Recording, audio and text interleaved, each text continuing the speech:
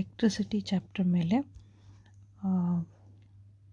Basic concepts ಮತ್ತು numerical problems ಮೇಲೆ ಈ ವಿಡಿಯೋನ ಮಾಡ್ತಾಯಿದ್ದೀನಿ. ಸೊ ಈ ವಿಡಿಯೋದಲ್ಲಿ ನಿಮಗೆ ಎಲೆಕ್ಟ್ರಿಸಿಟಿ ಚಾಪ್ಟರ್ ರಿಲೇಟೆಡು ಕಂಪ್ಲೀಟಾಗಿ ಎಲ್ಲ ಡೀಟೇಲ್ಸು ಸಿಗುತ್ತೆ. ಸೊ ಈ ವಿಡಿಯೋನ ಯಾಕೆ ನೋಡಬೇಕು ಅನ್ನೋದಾದರೆ, so first one complete explanation of basics of the chapter. So ನಿಮ್ಗೆ ಈ ಒಂದು ವಿಡಿಯೋನ ಕಂಪ್ಲೀಟಾಗಿ, ಸೊ ಇದು ಒಂದು ವಿಡಿಯೋ ಮಾಡಿದರೆ ಲೆಂತಿ ಆಗ್ಬೋದು, 1 or 2 ವೀಡಿಯೋಸ್ ಆಗ್ಬೋದು. ಈ ವಿಡಿಯೋನ ಕಂಪ್ಲೀಟಾಗಿ ನೀವೆಲ್ಲೂ ಸ್ಕಿಪ್ ಮಾಡಲಾರ್ದೆ ನೋಡಿದ್ರೆ ಎಲೆಕ್ಟ್ರಿಸಿಟಿ ರಿಲೇಟೆಡ್ಡು ಕಂಪ್ಲೀಟ್ ಎಲ್ಲ ಇರೋ ಡೌಟ್ಸು ಕ್ಲಿಯರ್ ಆಗೋಗುತ್ತೆ. So problems related with MCQ, short answer and long answer. So ಇದರಲ್ಲಿ ಮ್ಯಾಕ್ಸಿಮಮ್ ಆಗಿ ನಾನು MCQ related, electricity chapter related ಯಾವ್ಯಾವ MCQs ಬರುತ್ತೆ, ಶಾರ್ಟ್ ಆನ್ಸರ್ಸ್ ಬರುತ್ತೆ, ಲಾಂಗ್ ಆನ್ಸರ್ಸ್ ಬರುತ್ತೆ, ಅದು ಎಲ್ಲದ್ರ ಬಗ್ಗೆ ಡಿಸ್ಕಸ್ ಮಾಡಿದ್ದೀನಿ.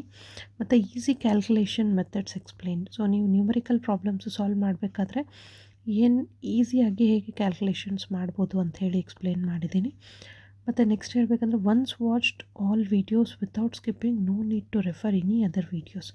ಸೊ ನೀವು ಇದೊಂದು ವೀಡಿಯೋನ ಕಂಪ್ಲೀಟಾಗಿ, ಈ ಎಲೆಕ್ಟ್ರಿಸಿಟಿ ಚಾಪ್ಟರ್ ರಿಲೇಟೆಡ್ ಬಂದಿರೋ ವೀಡಿಯೋಸ್ನ ನೀವು ಕಂಪ್ಲೀಟಾಗಿ ನೋಡಿದ್ರೆ ಎಲ್ಲೂ ಸ್ಕಿಪ್ ಮಾಡಲಾರ್ದೆ, ಸೊ ನೀವು ಒಂದು ಪೆನ್ ಪೇಪರ್ ಬುಕ್ ತೊಗೊಂಡು ಕೂತ್ಕೊಂಡು ನಾನು ಏನೇನು ಹೇಳ್ತೀನಿ ಎಲ್ಲನೂ ನೋಟ್ ಡೌನ್ ಮಾಡ್ಕೊತ just dedicate 1 or 2 hours for this electricity chapter. Then no need to prefer any other books or any other videos.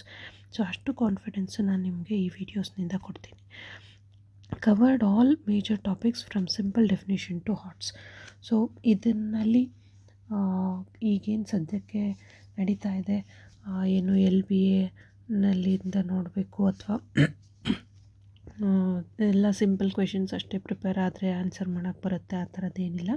So ಈ ವಿಡಿಯೋನಲ್ಲಿ ನೀವು ಎಷ್ಟು ಸಿಂಪಲ್ ಕ್ವೆಶನ್ಸ್ನ ಆನ್ಸರ್ ಮಾಡೋಕ್ಕೆ ಕಾನ್ಫಿಡೆನ್ಸ್ ಬರುತ್ತೋ ಅಷ್ಟೇ ಹಾರ್ಟ್ಸ್, ಹೈಯರ್ ಆರ್ಡರ್ ಥಿಂಕಿಂಗ್ ಸ್ಕಿಲ್ಸ್ನ ಕೂಡ ಡೆವಲಪ್ ಮಾಡ್ಕೊಳ್ಳೋಂಥ ಪ್ರಾಬ್ಲಮ್ಸ್ನ, ನ್ಯೂಮರಿಕಲ್ ಪ್ರಾಬ್ಲಮ್ಸ್ನ ಕೂಡ ನಾನು ಸೊಲ್ಯೂಷನ್ಸ್ನ ಇದರಲ್ಲಿ ಡಿಸ್ಕಸ್ ಮಾಡಿದ್ದೀನಿ. Explained in both Kannada and English language. So ಇದು ಬರೀ ಇಂಗ್ಲೀಷ್ ಮೀಡಿಯಮ್ ಸ್ಟೂಡೆಂಟ್ಸ್ಗೆ ಡೆಡಿಕೇಟೆಡ್ ಆಗಿದೆ ಅಂತ ಏನೂ ಇಲ್ಲ. ಈವನ್ ಕನ್ನಡ ಮೀಡಿಯಮ್ ಸ್ಟೂಡೆಂಟ್ಸ್ ಕೂಡ ಈ ವಿಡಿಯೋನ ನೋಡಿಬಿಟ್ಟು ಇದನ್ನು ನೀವು ಯೂಸ್ ಮಾಡ್ಕೋಬೋದು. Then covered text book questions, previous year questions, practice papers, LBA. So ಈಗ ಈ ವಿಡಿಯೋನಲ್ಲಿ ನಾನು ಬೇಸಿಕ್ ಕಾನ್ಸೆಪ್ಟ್ಸ್ ರಿಲೇಟೆಡ್ ಏನೇನಿದ್ದಾವೆ ಅದು ಎಲ್ಲನೂ ಡಿಸ್ಕಸ್ ಮಾಡಿದ್ದೀನಿ. ಪ್ಲಸ್ ಅದ್ರ ಜೊತೆಗೆ ಪ್ರೀವಿಯಸ್ ಇಯರ್ ಕ್ವೆಶನ್ ಪೇಪರ್ಸ್ನಲ್ಲಿ ಏನು ಎಲೆಕ್ಟ್ರಿಸಿಟಿ ರಿಲೇಟೆಡ್ ಚಾಪ್ಟರ್ ಕ್ವೆಶನ್ಸ್ ಬಂದಿದ್ದಾವೆ, ಟೆಕ್ಸ್ಟ್ ಬುಕ್ನಲ್ಲಿ ಏನು ಕ್ವೆಶನ್ಸ್ ಇದ್ದಾವೆ, ಮತ್ತು ಪ್ರಾಕ್ಟೀಸ್ ಪೇಪರ್ಸ್, ಮಾಡೆಲ್ ಕ್ವೆಶನ್ ಪೇಪರ್ಸ್ನಲ್ಲಿ ಏನು ಎಲೆಕ್ಟ್ರಿಸಿಟಿ ಚಾಪ್ಟರ್ ರಿಲೇಟೆಡ್ ಕ್ವೆಶನ್ಸ್ ಬಂದಿದ್ದಾವೆ, ಮತ್ತು LBA. ಸೊ ಇವಾಗ ಏನು DSERTಯಿಂದ ನಮಗೆ ಮೆಟೀರಿಯಲ್ ಇದೆ, ಸೊ ಲೆಸನ್ ಬೇಸ್ಡ್ ಅಸೆಸ್ಮೆಂಟ್ ಅಂತ, ಅದರಲ್ಲಿ ಲೆಸನ್ ಬೇಸ್ಡ್ ಅಸೆಸ್ಮೆಂಟ್ ಎಲೆಕ್ಟ್ರಿಸಿಟಿ ಚಾಪ್ಟರ್ನಲ್ಲಿ ಏನೇನು ನ್ಯೂಮರಿಕಲ್ ಪ್ರಾಬ್ಲಮ್ಸ್ ಇದ್ದಾವೆ ಎಲ್ಲನೂ ಇದರಲ್ಲಿ ಕಾನ್ಸೆಪ್ಟ್ಸ್ನ ಕ್ಲಿಯರಾಗಿ ಎಕ್ಸ್ಪ್ಲೈನ್ ಮಾಡಿದ್ದೀನಿ. It is useful for state, CBSE, ICSE school students. So ಈ ವಿಡಿಯೋನ ನಾನು ಬರೀ ಗೌರ್ಮೆಂಟ್ ಸ್ಕೂಲ್ ಸ್ಟೂಡೆಂಟ್ಸ್ಗೆ ಅಥವಾ CBSE ಸ್ಕೂಲ್ ಸ್ಟೂಡೆಂಟ್ಸ್ಗೆ ಅಥವಾ ICSE ಸ್ಕೂಲ್ ಸ್ಟೂಡೆಂಟ್ಸ್ಗೆ ಅಂತ ಡೆಡಿಕೇಟ್ ಮಾಡ್ತಾ ಇಲ್ಲ. ಸೊ ಈ ವಿಡಿಯೋನ ಯಾರಿಗೆಲ್ಲ electricity chapter related basic concepts ತಿಳ್ಕೊಬೇಕು ಅಂತ ಇದೆ, ಸೊ ಎಲ್ಲರಿಗೂ ಈ ವಿಡಿಯೋ ಯೂಸ್ಫುಲ್ ಆಗುತ್ತೆ. So electricity chapter related basics ತಿಳ್ಕೊಬೇಕಂದ್ರೆ, ಅಥವಾ ಯಾರೆಲ್ಲ ಬೇರೆ ಬೇರೆ ಕಾಂಪಿಟೇಟಿವ್ ಎಕ್ಸಾಮ್ಸ್ಗೆ ಪ್ರಿಪೇರ್ ಆಗ್ತಾ ಇದ್ದಾರೆ, ಸೊ ಅವ್ರಿಗೆ ಕೂಡ ಈ ಎಲೆಕ್ಟ್ರಿಸಿಟಿ ಚಾಪ್ಟರ್ ರಿಲೇಟೆಡ್ ವಿಡಿಯೋ ಬಹಳ ಯೂಸ್ಫುಲ್ ಆಗುತ್ತೆ. Then once watched completely you will fall love with physics. So ನಿಮಗೆ ಈ ವಿಡಿಯೋನ, ಎಲೆಕ್ಟ್ರಿಸಿಟಿ ಚಾಪ್ಟರ್ನ ಕಂಪ್ಲೀಟಾಗಿ ನೀವೇನಾದರೂ ಸ್ಕಿಪ್ ಮಾಡಲಾರ್ದೆ ನೋಡಿದ್ದೀರಿ ಅಂದರೆ ನಿಮ್ಮಲ್ಲೇ ನಿಮಗೊಂದು ಕಾನ್ಫಿಡೆನ್ಸ್ ಬರುತ್ತೆ. ಇಷ್ಟು ದಿನ ನಿಮ್ಮ ಮನಸ್ಥಿತಿ ಅಯ್ಯೋ ಫಿಸಿಕ್ಸಲ್ಲಿ ಮಾಡಬೇಕಲ್ಲಪ್ಪ ಅನ್ನೋ ರೀತಿ ಇದ್ದರೆ, ನಿಮ್ಗೆ ಈ ವಿಡಿಯೋ ನೋಡಿದ ತಕ್ಷಣ ನಾನು ಫಿಸಿಕ್ಸ್ನಲ್ಲಿ ಪ್ರಾಬ್ಲಮ್ಸು ಸಾಲ್ವ್ ಮಾಡಬಲ್ಲೆ ಅನ್ನೋ ಕಾನ್ಫಿಡೆನ್ಸ್ ಬರುತ್ತೆ ಅನ್ನೋದನ್ನು ನಾನು ನಿಮಗೆ ಈ ವಿಡಿಯೋ ಮೂಲಕ ಕೊಡ್ಬೋದು. And finally like, share and subscribe. So ನೀವು ಈ ಯೂಟ್ಯೂಬ್ ಚಾನಲ್ಗೆ ಹೊಸದಾಗಿ ನೋಡ್ತಾ ಇದ್ದೀರಿ ಅಂತ ಅಂದರೆ, ನಿಮಗೆ ಈ ವಿಡಿಯೋ ಕಂಪ್ಲೀಟಾಗಿ ನೋಡಿದ್ಮೇಲೆ ಅಟ್ಲೀಸ್ಟ್ ಒಂದು 10% ಆದರೂ ನಿಮಗೆ ಈ ವಿಡಿಯೋ ಯೂಸ್ಫುಲ್ ಅನಿಸ್ತು ಅಂದರೆ ಲೈಕ್ ಮಾಡಿರಿ. ಯಾರೆಲ್ಲ ನಿಮ್ಮ ಥರ ಬೇರೆಯವ್ರು ಪ್ರಿಪೇರ್ ಆಗ್ತಾ ಇದ್ದಾರೆ 10th ಸ್ಟ್ಯಾಂಡರ್ಡ್ ಸ್ಟೂಡೆಂಟ್ಸ್, ಅವ್ರ ಜೊತೆ ಶೇರ್ ಮಾಡಿರಿ. ಫಸ್ಟ್ ಟೈಮ್ ಈ ಚಾನಲ್ ನೋಡ್ತಾ ಇದ್ದೀರಿ ಅಂದರೆ ವೀಡಿಯೋಸ್ ನೋಡ್ತಾ ಇದ್ದೀರಿ ಅಂದರೆ ಸಬ್ಸ್ಕ್ರೈಬ್ ಮಾಡಿರಿ. ನಿಮಗೆ ಫಿಸಿಕ್ಸ್ ಕಾನ್ಸೆಪ್ಟ್ಸು ಇದೇ ರೀತಿ ಇನ್ನೂ ಹೆಚ್ಚೆಚ್ಚು ಕಾನ್ಸೆಪ್ಟ್ಸ್ನ ಎಕ್ಸ್ಪ್ಲೇನ್ ಮಾಡಿ ನಾನು ವೀಡಿಯೋಸ್ ಅಪ್ಲೋಡ್ ಮಾಡ್ತಾ ಇರ್ತೀನಿ. ಸೊ ನಿಮಗೆ ಇಷ್ಟ ಆಗಿದೆ ಅಂತ ಅಂದರೆ ಕಮೆಂಟ್ ಮಾಡಿ. Okay, so these are the 10 reasons for watching this video. So without wasting time, let me begin with the video. So electricity, so ನಾನು ಬಸವಜ್ಯೋತಿ ಇದು ಎಕ್ಸ್ಪ್ಲೇನ್ ಮಾಡ್ತಾ ಇದ್ದೀನಿ. So first one electric charge. So ನೀವು state ಸಿಲೆಬಸ್ನಲ್ಲಿ ಅಥವಾ CBSEನಲ್ಲಿ first question ಏನಿದೆ, electric charge ಅಂತ ಇದೆ. ಸೊ ಎಲೆಕ್ಟ್ರಿಕ್ ಚಾರ್ಜ್ ರಿಲೇಟೆಡ್ ಏನು ಬರ್ಬೋದು? So electric charges or positive charges or negative charges. So positive ಚಾರ್ಜಸ್ನ ಏನಂತ ಕರಿತೀವಿ? ಪ್ರೋಟಾನ್ಸ್ ಅಂತ ಕರಿತೀವಿ. ನೆಗೆಟಿವ್ ಚಾರ್ಜಸ್ನ ಏನಂತ ಕರಿತೀವಿ? ಎಲೆಕ್ಟ್ರಾನ್ಸ್ ಅಂತ ಕರಿತೀವಿ. ಸೊ ಈ ಪಾಸಿಟಿವ್ ಚಾರ್ಜಸ್ಸು ನೆಗೆಟಿವ್ ಚಾರ್ಜಸ್ ಎಲ್ಲಿರುತ್ತೆ? ಆಟಮ್ ಒಳಗಡೆ ಪಾಸಿಟಿವ್ ಚಾರ್ಜಸ್ ಇರುತ್ತೆ ಆ್ಯಂಡ್ ನ್ಯೂಟ್ರಾನ್ಸ್ ಇರುತ್ತೆ. ಆ್ಯಂಡ್ ಹೊರಗಡೆ ಏನಿರುತ್ತೆ, K shell, L shell, M shell, ಅಲ್ಲಿ ಎಲೆಕ್ಟ್ರಾನ್ಸು ರಿವಾಲ್ವ್ ಆಗ್ತಾ ಇರುತ್ತೆ. So this is about the structure of atom. So ಇದರಲ್ಲಿ ನಿಮಗೆ ಎಲೆಕ್ಟ್ರಿಕ್ ಚಾರ್ಜ್ ರಿಲೇಟೆಡ್, ಎಲೆಕ್ಟ್ರಿಸಿಟಿ ಚಾಪ್ಟರ್ನಲ್ಲಿ ಎಲೆಕ್ಟ್ರಿಕ್ ಚಾರ್ಜ್ ರಿಲೇಟೆಡ್ ಏನು ಕ್ವೆಶನ್ ಬರುತ್ತೆ? ಸೊ ಎಲೆಕ್ಟ್ರಾನ್ಸ್ ಅಂತ ಅಂದರೆ what is the charge of an electron ಅಂತ ಕೇಳ್ತಾರೆ. So charge of an electron ಅಂತಂದರೆ ಏನಿದೆ ಅಂತಂದರೆ 1.6 × 10⁻⁻19 ಕೂಲಮ್ ಅಂತ ಹೇಳ್ತೀವಿ. ಸೊ ಇಲ್ಲಿ ಕೂಲಮ್ ಅಂದರೆ ಸಿ ಅಂತ ಬರೆದೆ ನಾನು. ಸೊ ಸಿ ಅಂತ ಬರೆದ್ರೆ C is coulomb. So charge of an electron is 1.6 × 10⁻⁻19 coulomb. So -19 coulomb ಅಂದರೆ ಇದರದ್ದು SI ಯೂನಿಟ್ ಏನು ಬರೀತೀರಿ? ಎಲೆಕ್ಟ್ರಿಕ್ ಚಾರ್ಜ್ದು SI unit coulomb. So coulomb is a name of a scientist. So ಹಾಗಾಗಿ ನಾವು ಕೂಲಮ್ ಅಂತ ಬರಿಬೇಕಾದ್ರೆ ಸಿ ಸ್ಮಾಲ್ ಲೆಟರ್ ಬರಿಬೇಕು, ಸಿಂಬಲ್ನಲ್ಲಿ ಬರಿಬೇಕು ಆದರೆ ಸಿ ಕ್ಯಾಪಿಟಲ್ ಲೆಟರ್ ಬರಿಬೇಕು. ಸೊ ಎಲೆಕ್ಟ್ರಿಕ್ ಚಾರ್ಜ್ ರಿಲೇಟೆಡ್ಡು ನಿಮಗೆ ಬರೋಂಥ ಕ್ವೆಶನ್ಸ್ ಏನು? ಎಲೆಕ್ಟ್ರಾನ್ದು constant value, what is the charge of an electron? So this is charge of an electron. So charge of an electron is 1.6 × 10⁻⁻19 coulomb and SI unit of electric charge is coulomb ಅಂತ ಕರಿತೀವಿ. So ಇದರಲ್ಲಿ charge of N ಎಲೆಕ್ಟ್ರಾನ್ಗೆ formula ಯಾವ್ದು use ಮಾಡ್ತೀವಿ? Q is equals to +or- NE. Q is equals to +or- NE, where electric charge is denoted by Q. N is number of electrons. N ನ number of electrons ಅಂತ ಕರೀತಾರೆ. And E ನ charge of an electron. So ಈಗಾಗಲೇ ನಾನು ಹೇಳಿದೆ, charge of an electron is 1.6 × 10⁻⁻19 coulombs. So ಅದು charge of an electron 1.6 × 10⁻⁻19 coulomb. So ಇದು electric charge. So ನಿಮಗೆ ಬೇಸಿಕಲಿ ಎಲೆಕ್ಟ್ರಿಸಿಟಿ ಚಾಪ್ಟರ್ ಅಂತ ಬಂದಾಗ ಇಷ್ಟು ಪಾಯಿಂಟ್ಸ್ ಗೊತ್ತಿದ್ರೆ ಎಲೆಕ್ಟ್ರಿಕ್ ಚಾರ್ಜ್ ರಿಲೇಟೆಡ್ ಏನೇ ಕ್ವೆಶನ್ಸ್ ಬಂದ್ರೂ ನೀವು ಕಾನ್ಫಿಡೆನ್ಸ್ ಆಗಿ ಆನ್ಸರ್ ಮಾಡ್ಬೋದು. ಸೊ ಎಲೆಕ್ಟ್ರಿಕ್ ಚಾರ್ಜ್ನಲ್ಲಿ ನಾನು ಇನ್ನೊಂದು ಸರ್ತಿ ರಿಪೀಟ್ ಮಾಡ್ತೀನಿ. ಎಲೆಕ್ಟ್ರಿಕ್ ಚಾರ್ಜಸ್ನಲ್ಲಿ positive charge and negative charge. Positive ಚಾರ್ಜ್ನ ಪ್ರೋಟಾನ್ಸ್ ಅಂತ ಕರಿತೀರಿ, ನೆಗೆಟಿವ್ ಚಾರ್ಜಸ್ನ electrons are negatively charged particles. ನ್ಯೂಟ್ರಾನ್ಸ್ನ ನ್ಯೂಟ್ರಲ್ ಅಂತ ಕರಿತೀವಿ. ಸೊ ನ್ಯೂಟ್ರಲ್ ಅಂದರೆ ಅದಕ್ಕೆ ಯಾವುದೇ ರೀತಿ ಚಾರ್ಜ್ ಇರಲ್ಲ. Protons and neutrons are present inside the nucleus. Electrons are revolving around the nucleus, and that is the structure of an atom. So charge of an electron bandaga, charge of an electron is 1.6 × 10⁻⁻19 coulomb. C is the charge of an electron, SI unit of the electric charge. And formula ಏನು use ಮಾಡ್ತೀರಿ? Q is equals to +or- NE ಅಂತ use ಮಾಡ್ತೀವಿ. So this is about electric charge. So ಇಷ್ಟು basics ನಿಮಗೆ ಗೊತ್ತಿದ್ದರೆ ನೀವು electric charge related ಕ್ವೆಶನ್ಸ್ನ solve ಮಾಡೋಕ್ಕೆ ಸಾಧ್ಯ ಆಗುತ್ತೆ. ಸೊ ಇದರಲ್ಲಿ how many electrons are present in 1 coulomb of charge ಅಂತ ಕೇಳ್ತಾರೆ. So how many electrons are present in 1 coulomb of charge ಅಂದರೆ ನಾನು ಆಲ್ರೆಡಿ ಹೇಳಿದೆ ನಿಮಗೆ, charge of an electron is Q is equals to +or- NE. So ಇವಾಗ number of ಎಲೆಕ್ಟ್ರಾನ್ಸ್ನ find out ಮಾಡಬೇಕು. Charge ಎಷ್ಟು ಕೊಟ್ಟಿದ್ದಾರೆ? 1 ಕೂಲಮ್. ಎಲೆಕ್ಟ್ರಾನ್ಸ್ದು ಇದು ಏನು ನಮಗೆ already charge of an electron ಗೊತ್ತಿದೆ. ಸೊ ದಟ್ ಈಸ್ 1.6 × 10⁻⁻19 ಕೂಲಮ್ ಅಂತ. ಈಗ ಎನ್ ವ್ಯಾಲ್ಯೂ ಫೈಂಡ್ ಔಟ್ ಮಾಡಬೇಕು. How many electrons are present in 1 coulomb of charge ಅಂತ. So N value find out ಮಾಡಬೇಕಾದ್ರೆ ಹೆಂಗೆ ಬರೀತೀರಿ? N is equals to Q/E ಅಂತ ಬರೀತೀರಿ. So ಕ್ಯೂನ ಹೆಂಗೆ Q value is given 1 coulomb. So 1 coulomb divided by ಈ value ಏನು 1.6 ಇಂಟು 10⁻⁻19 ಕೂಲಮ್. ಸೊ ಇವಾಗ ಈ 10⁻⁻19 ಅನ್ನೋದನ್ನು ನ್ಯೂಮರೇಟರ್ಗೆ ಶಿಫ್ಟ್ ಮಾಡ್ತೀರಿ. So most of the students ಇಲ್ಲಿ ಕ್ಯಾಲ್ಕುಲೇಷನ್ ಮಿಸ್ಟೇಕ್ ಮಾಡೋದು. ಇಲ್ಲಿ ನಾನು ಇದನ್ನು ಎಕ್ಸ್ಪ್ಲೈನ್ ಮಾಡ್ತೀನಿ ನೋಡಿರಿ. 10⁻⁻19 ನ್ಯೂಮರೇಟರ್ಗೆ ಶಿಫ್ಟ್ ಆದ ತಕ್ಷಣ ಏನಾಗುತ್ತೆ, 10⁻+19 ಆಗುತ್ತೆ. +19 ಆಗುತ್ತೆ, ಡಿವೈಡೆಡ್ ಬೈ 1.6 ಇರುತ್ತೆ. ಈಗ ನಿಮಗೆ ಯೂಶ್ವಲಿ ಏನು ಡೆಸಿಮಲ್ಸ್ ಶಿಫ್ಟ್ ಆಗೋದು ನ್ಯೂಮರೇಟರ್ ಆ್ಯಂಡ್ ಡಿನಾಮಿನೇಟರ್ ವ್ಯಾಲ್ಯೂಸ್ನ ಮಲ್ಟಿಪ್ಲೈ ಬೈ 10, 100, 1000 ಮಾಡೋದು ನಿಮಗೆ 7th ಕಲ್ತಿರ್ತೀರಿ. ಸೊ ಇಲ್ಲಿ ಒಂದು ಡೆಸಿಮಲ್ ಶಿಫ್ಟ್ ಆಗೋದ್ರಿಂದ ನಾವು ನ್ಯೂಮರೇಟರ್ಗೆ 10 ಅಂತ ಮಲ್ಟಿಪ್ಲೈ ಮಾಡ್ತೀವಿ. ಸೊ ಈ 10⁻19ನ ನಾವು ಏನಂತ ಬರ್ಕೋಬೋದು, 10 ಇಂಟು 10 ಇಂಟು 10 ಅಂತ ಬರಿತೀನಿ. ಸೊ ಎಷ್ಟು ಹೋಯಿತು ಅಲ್ಲಿ 10 ಇಂಟು 10 ಇಂಟು 10 ಆದರೆ ನಾನು ಇಲ್ಲಿ 3 10s ತೊಗೊಂಡಿದ್ದೀನಿ. ಪ್ಲಸ್ ಇದು ಒಂದು ಡೆಸಿಮಲ್ ಪಾಯಿಂಟ್ ಶಿಫ್ಟ್ ಆಗೋದ್ರಿಂದ ಇದು 10 ತೊಗೊಂಡಿದ್ದೀನಿ. ಸೊ ಇನ್ನು ರಿಮೈನಿಂಗ್ 10 ಎಷ್ಟಿರುತ್ತೆ, ಇಂಟು 10⁻, ಇಲ್ಲಿ ಆಲ್ರೆಡಿ 3 10s ಹೋಗಿದೆ. ಸೊ 19ನಲ್ಲಿ 3 ಹೋದರೆ ಎಷ್ಟಾಗುತ್ತೆ, 16 ಇರುತ್ತಲ್ಲಿ. 16 ಇರುತ್ತೆ. ಡಿನಾಮಿನೇಟರ್ನಲ್ಲಿ ಈ 1.6 ಇರೋದು ಡೆಸಿಮಲ್ ಪಾಯಿಂಟ್ ಶಿಫ್ಟ್ ಆಗಿದ್ದಕ್ಕೆ, ಇಲ್ಲಿ ಡೆಸಿಮಲ್ ಪಾಯಿಂಟ್ ಶಿಫ್ಟ್ ಆಗಿರೋದಕ್ಕೆ ಇಲ್ಲಿ 10 ಬರ್ತಿದ್ದೀನಿ. ಸೊ ಇಲ್ಲಿ ಏನಾಯಿತು, 16 ಆಯಿತು. ಈ 16ನ ನಾವು ಮಲ್ಟಿಪಲ್ಸ್ ಆಫ್ 2ನಲ್ಲಿ ಬರ್ಕೊಂಡ್ರೆ ಏನಾಗುತ್ತೆ, 2 ಇಂಟು 2 ಇಂಟು 2 ಇಂಟು 2 ಅಂತ ಬರೀತೀರಿ. So 2 2s are 4, 4 2s are 8, 8 2s are 16 ಅಂತ ಬರೀತೀರಿ. ಈಗ ಕ್ಯಾಲ್ಕುಲೇಷನ್ ಮಾಡಬೇಕು. ಸೊ ಕ್ಯಾಲ್ಕುಲೇಷನ್ ಮಾಡಬೇಕಂದ್ರೆ 2 1s are 2 5s are, again 2 1s are 2 5s are, again 2 1s are 2 5s are, again 2 1s are 2 5s are. So ಇವಾಗ ಏನು ಬಂತು ನಮಗೆ 5 5 5 5. So 5 5s are 25, 25 5s are 125, 125 5s are 625.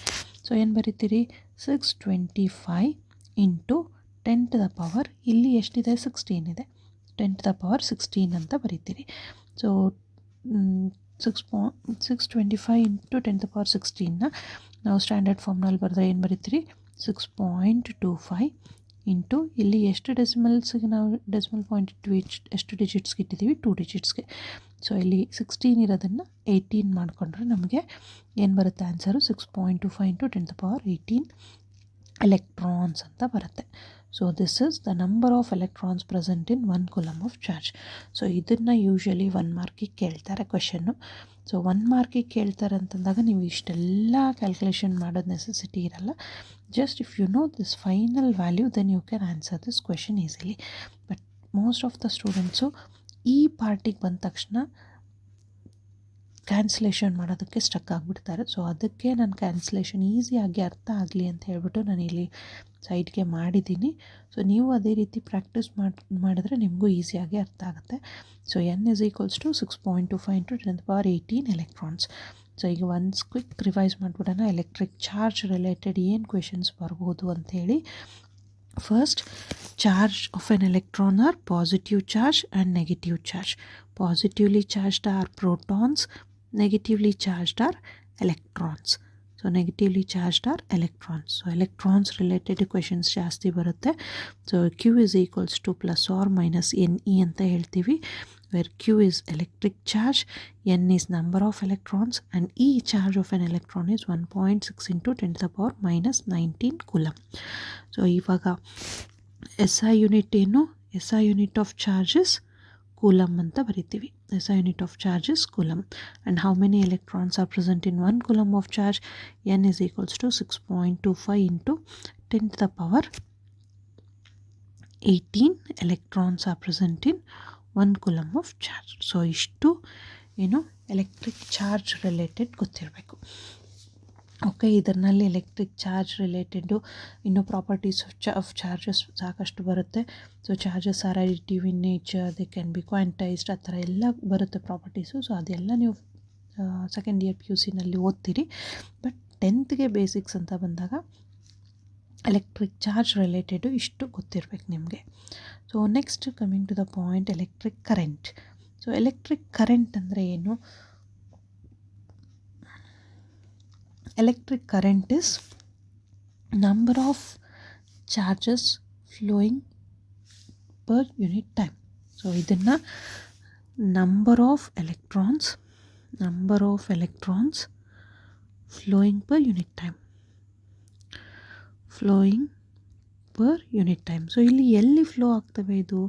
Flowing per unit time in a closed surface, closed circuit ಅಂತ ಹೇಳ್ತೀವಿ. So ಈಗ number of electrons flowing per unit time ಅಂತನಾದರೂ ಹೇಳ್ತೀವಿ, ಅಥವಾ rate of flow of charges ಅಂತಲೂ ಹೇಳ್ತೀವಿ. Rate of flow of charges ಅಂತ ಅಂದ್ರೂ ಏನು ಎಲೆಕ್ಟ್ರಿಕ್ ಕರೆಂಟ್ ಅಂತಲೇ ಹೇಳ್ತೀವಿ. Rate of flow of charges is electric current. So ಈ ಎಲೆಕ್ಟ್ರಿಕ್ ಕರೆಂಟ್ ರಿಲೇಟೆಡ್ಡು ನಿಮಗೆ ಏನೇನು ಇನ್ಫಾರ್ಮೇಷನ್ ಗೊತ್ತಿರಬೇಕು ಅಂತ ಇನ್ನೊಂದು ಸರ್ತಿ ಕ್ವಿಕ್ಕಾಗಿ ರಿವಿಷನ್ ಮಾಡ್ಕೊಳ್ಳೋಣ. ಎಲೆಕ್ಟ್ರಿಕ್ ಕರೆಂಟ್ ರಿಲೇಟೆಡ್ಡು ಏನು ಗೊತ್ತಿರಬೇಕು? ಎಲೆಕ್ಟ್ರಿಕ್ ಕರೆಂಟ್ ಅಂದರೆ ಏನು? Rate of flow of charges. Flow of charges is known as electric current. Rate of flow of charges is known as electric current. So ಈ ಎಲೆಕ್ಟ್ರಿಕ್ ಕರೆಂಟ್ನ ಹೆಂಗೆ denote ಮಾಡ್ತೀರಿ? ಐಯಿಂದ denote ಮಾಡ್ತೀರಿ. ಐಯಿಂದ ಡಿನೋಟ್ ಮಾಡ್ತೀರಿ. Rate of flow of charges. Flow of charges, charges ಅಂದರೆ ಏನು? Q divided by rate of ಅಂತ ಬಂದರೆ it is with respect to time ಅಂತ ಅರ್ಥ. So I is equals to Q by T. ಇದು ಒಂದು ಫಾರ್ಮುಲಾ ನಾವು ಎಲೆಕ್ಟ್ರಿಕ್ ಕರೆಂಟ್ನ ಕ್ಯಾಲ್ಕುಲೇಟ್ ಮಾಡೋದಕ್ಕೆ ಯೂಸ್ ಮಾಡ್ತೀವಿ. ಸೊ ಕ್ಯೂ ಪ್ಲೇಸ್ನಲ್ಲಿ ಇನ್ನೊಂದು ಏನು ಹಾಕ್ಬೋದು? ಕ್ಯೂನ ಆಲ್ರೆಡಿ ನೋಡಿದಾಗೆ ಎಲೆಕ್ಟ್ರಿಕ್ ಚಾರ್ಜ್ ಫಾರ್ಮುಲಾ ಏನು? Q is equals to plus or minus N V. Same way here also we can use the same formula. Q is equals to plus or minus N E ಹಾಕ್ಬಿಟ್ರೆ ಆವಾಗ electric current formula ಏನಾಗುತ್ತೆ? Q by T ಅಥವಾ N E by T ಆಗುತ್ತೆ. So ಇದು ಏನು electric current formula. Rate of flow of charges is known as electric current, and electric current is denoted by I. I is equals to Q by T. Q ಅಂದರೆ plus or minus N E by T ಅಂತ N E ಅಂತ ಬರೀತೀರಿ, divided by T as it is. So ಇಲ್ಲಿ ನಾವು S I unit of ಚಾರ್ಜ್ನ ಏನಂತ ಬರಿತೀವಿ? That is coulomb ಅಂತ ಬರಿತೀರಿ. ಸೊ ಕೆಲವೊಂದು ಕಡೆ ಕ್ವೆಶನ್ಸ್ನಲ್ಲಿ ಕೂಲಮ್ ಪರ್ ಸೆಕೆಂಡ್ ಅಂತ ಕೊಟ್ಟಿರ್ತಾರೆ. ಕೂಲಮ್ ಪರ್ ಸೆಕೆಂಡ್ ಅಂತ ಕೊಟ್ಟಿರ್ತಾರೆ. ಸೊ ಕೂಲಮ್ ಪರ್ ಸೆಕೆಂಡ್ ಅಂದ ತಕ್ಷಣ ನಿಮಗೆ ಯಾವುದೋ ಹೊಸದು ಯೂನಿಟ್ ಬಂದುಬಿಡ್ತಲ್ಲ ಅಂತ ಕನ್ಫ್ಯೂಸ್ ಆಗಂಗಿಲ್ಲ. ಸೊ ಕೂಲಮ್ ಪರ್ ಸೆಕೆಂಡ್ ಅಂತಂದರೆ ಸ್ವಲ್ಪ ಕಾಮಾಗಿ ಯೋಚನೆ ಮಾಡಿದ್ರೆ, coulomb it is the S I unit of charge, second it is the S I unit of time. So ಆವಾಗ charge by time, charge by time ಅಂದರೆ ಯಾವ್ದು ಬರುತ್ತೆ? Electric current. ಸೊ ಎಲೆಕ್ಟ್ರಿಕ್ ಕರೆಂಟ್ದು ಎಸ್ ಐ ಇದು unit electric charge ಫಾರ್ಮ್ನಲ್ಲಿ ಬರೆದಾಗ coulomb per second ಅಂತ ಬರಿತೀವಿ. But actually S I unit of electric current ಏನು? ಆಂಪಿಯರ್ ಅಂತ ಬರಿತೀವಿ. Ampere is the S I unit of electric current.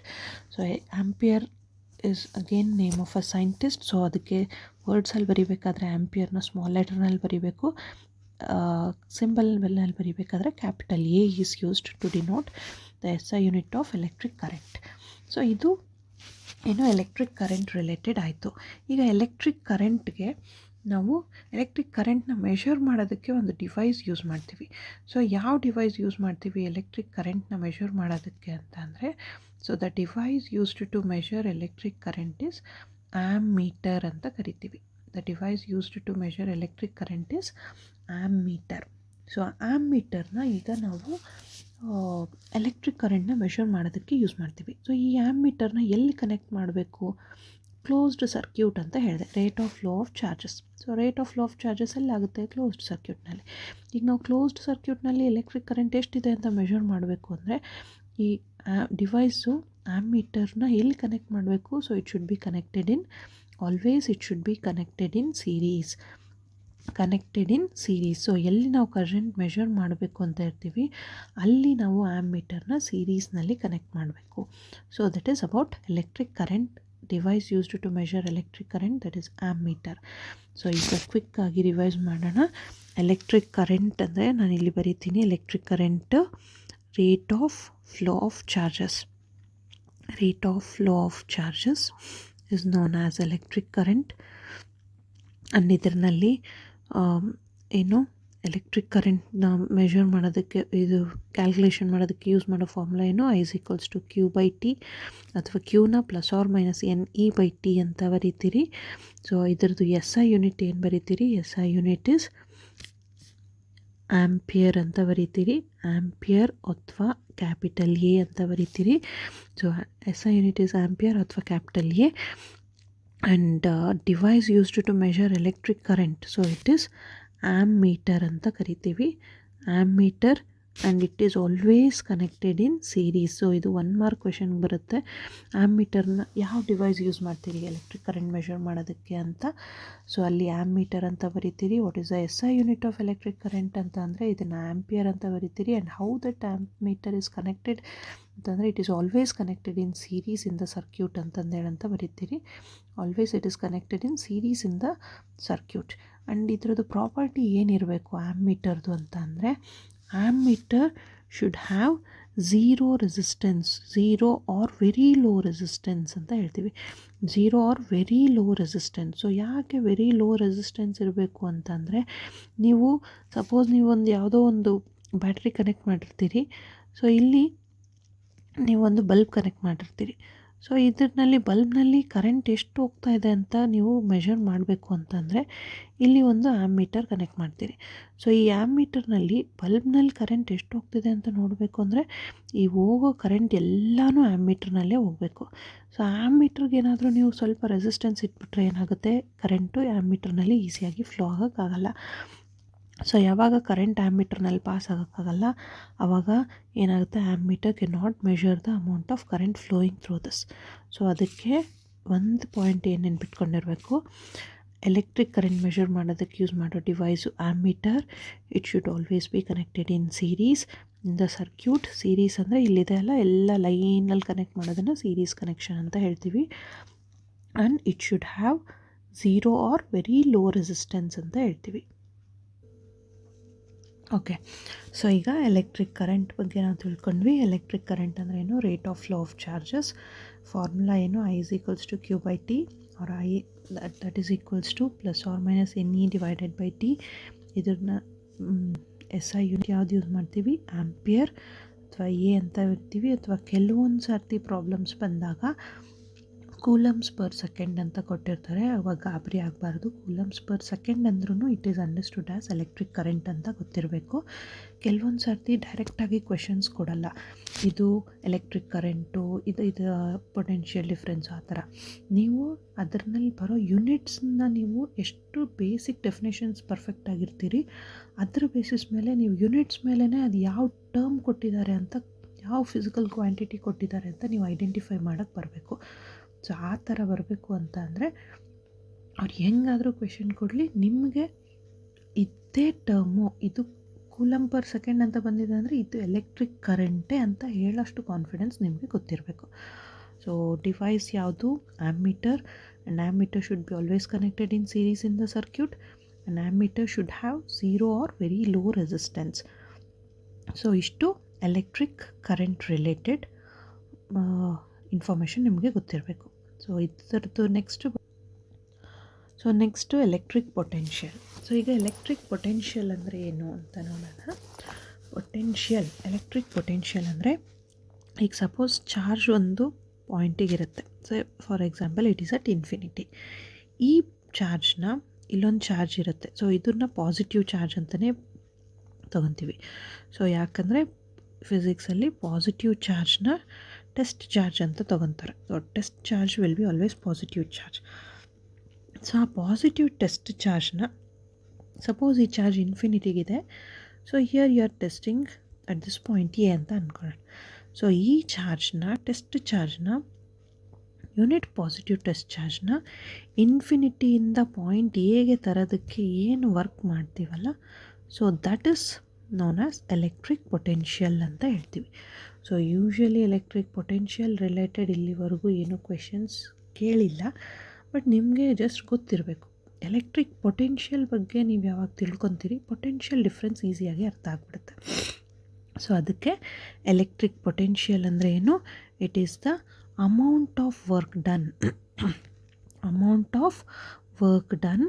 to move or to bring a unit positive charge from infinity to a point. So amount of work done to move or to bring a unit positive charge from infinity to a point is called as electric potential. So ನೀವು ಏನು work ಮಾಡ್ತೀರಿ, ಇನ್ಫಿನಿಟಿಯಿಂದ point ಎಗೆ ಒಂದು ಚಾರ್ಜ್ನ, positive ಚಾರ್ಜ್ನ move ಮಾಡಬೇಕು ಅಂದರೆ ಎಷ್ಟು ವರ್ಕ್ ಮಾಡ್ತೀವಿ ಅದನ್ನು ನಾವೇನಂತ ಕರಿತೀವಿ, ಎಲೆಕ್ಟ್ರಿಕ್ ಪೊಟೆನ್ಷಿಯಲ್ ಅಂತ ಕರಿತೀವಿ. So electric potential just definition note down ಮಾಡ್ಕೊಳ್ರಿ. It is the amount of work done to bring or to move ಅಥವಾ to move a unit positive charge from infinity to a point. So this is known as electric potential.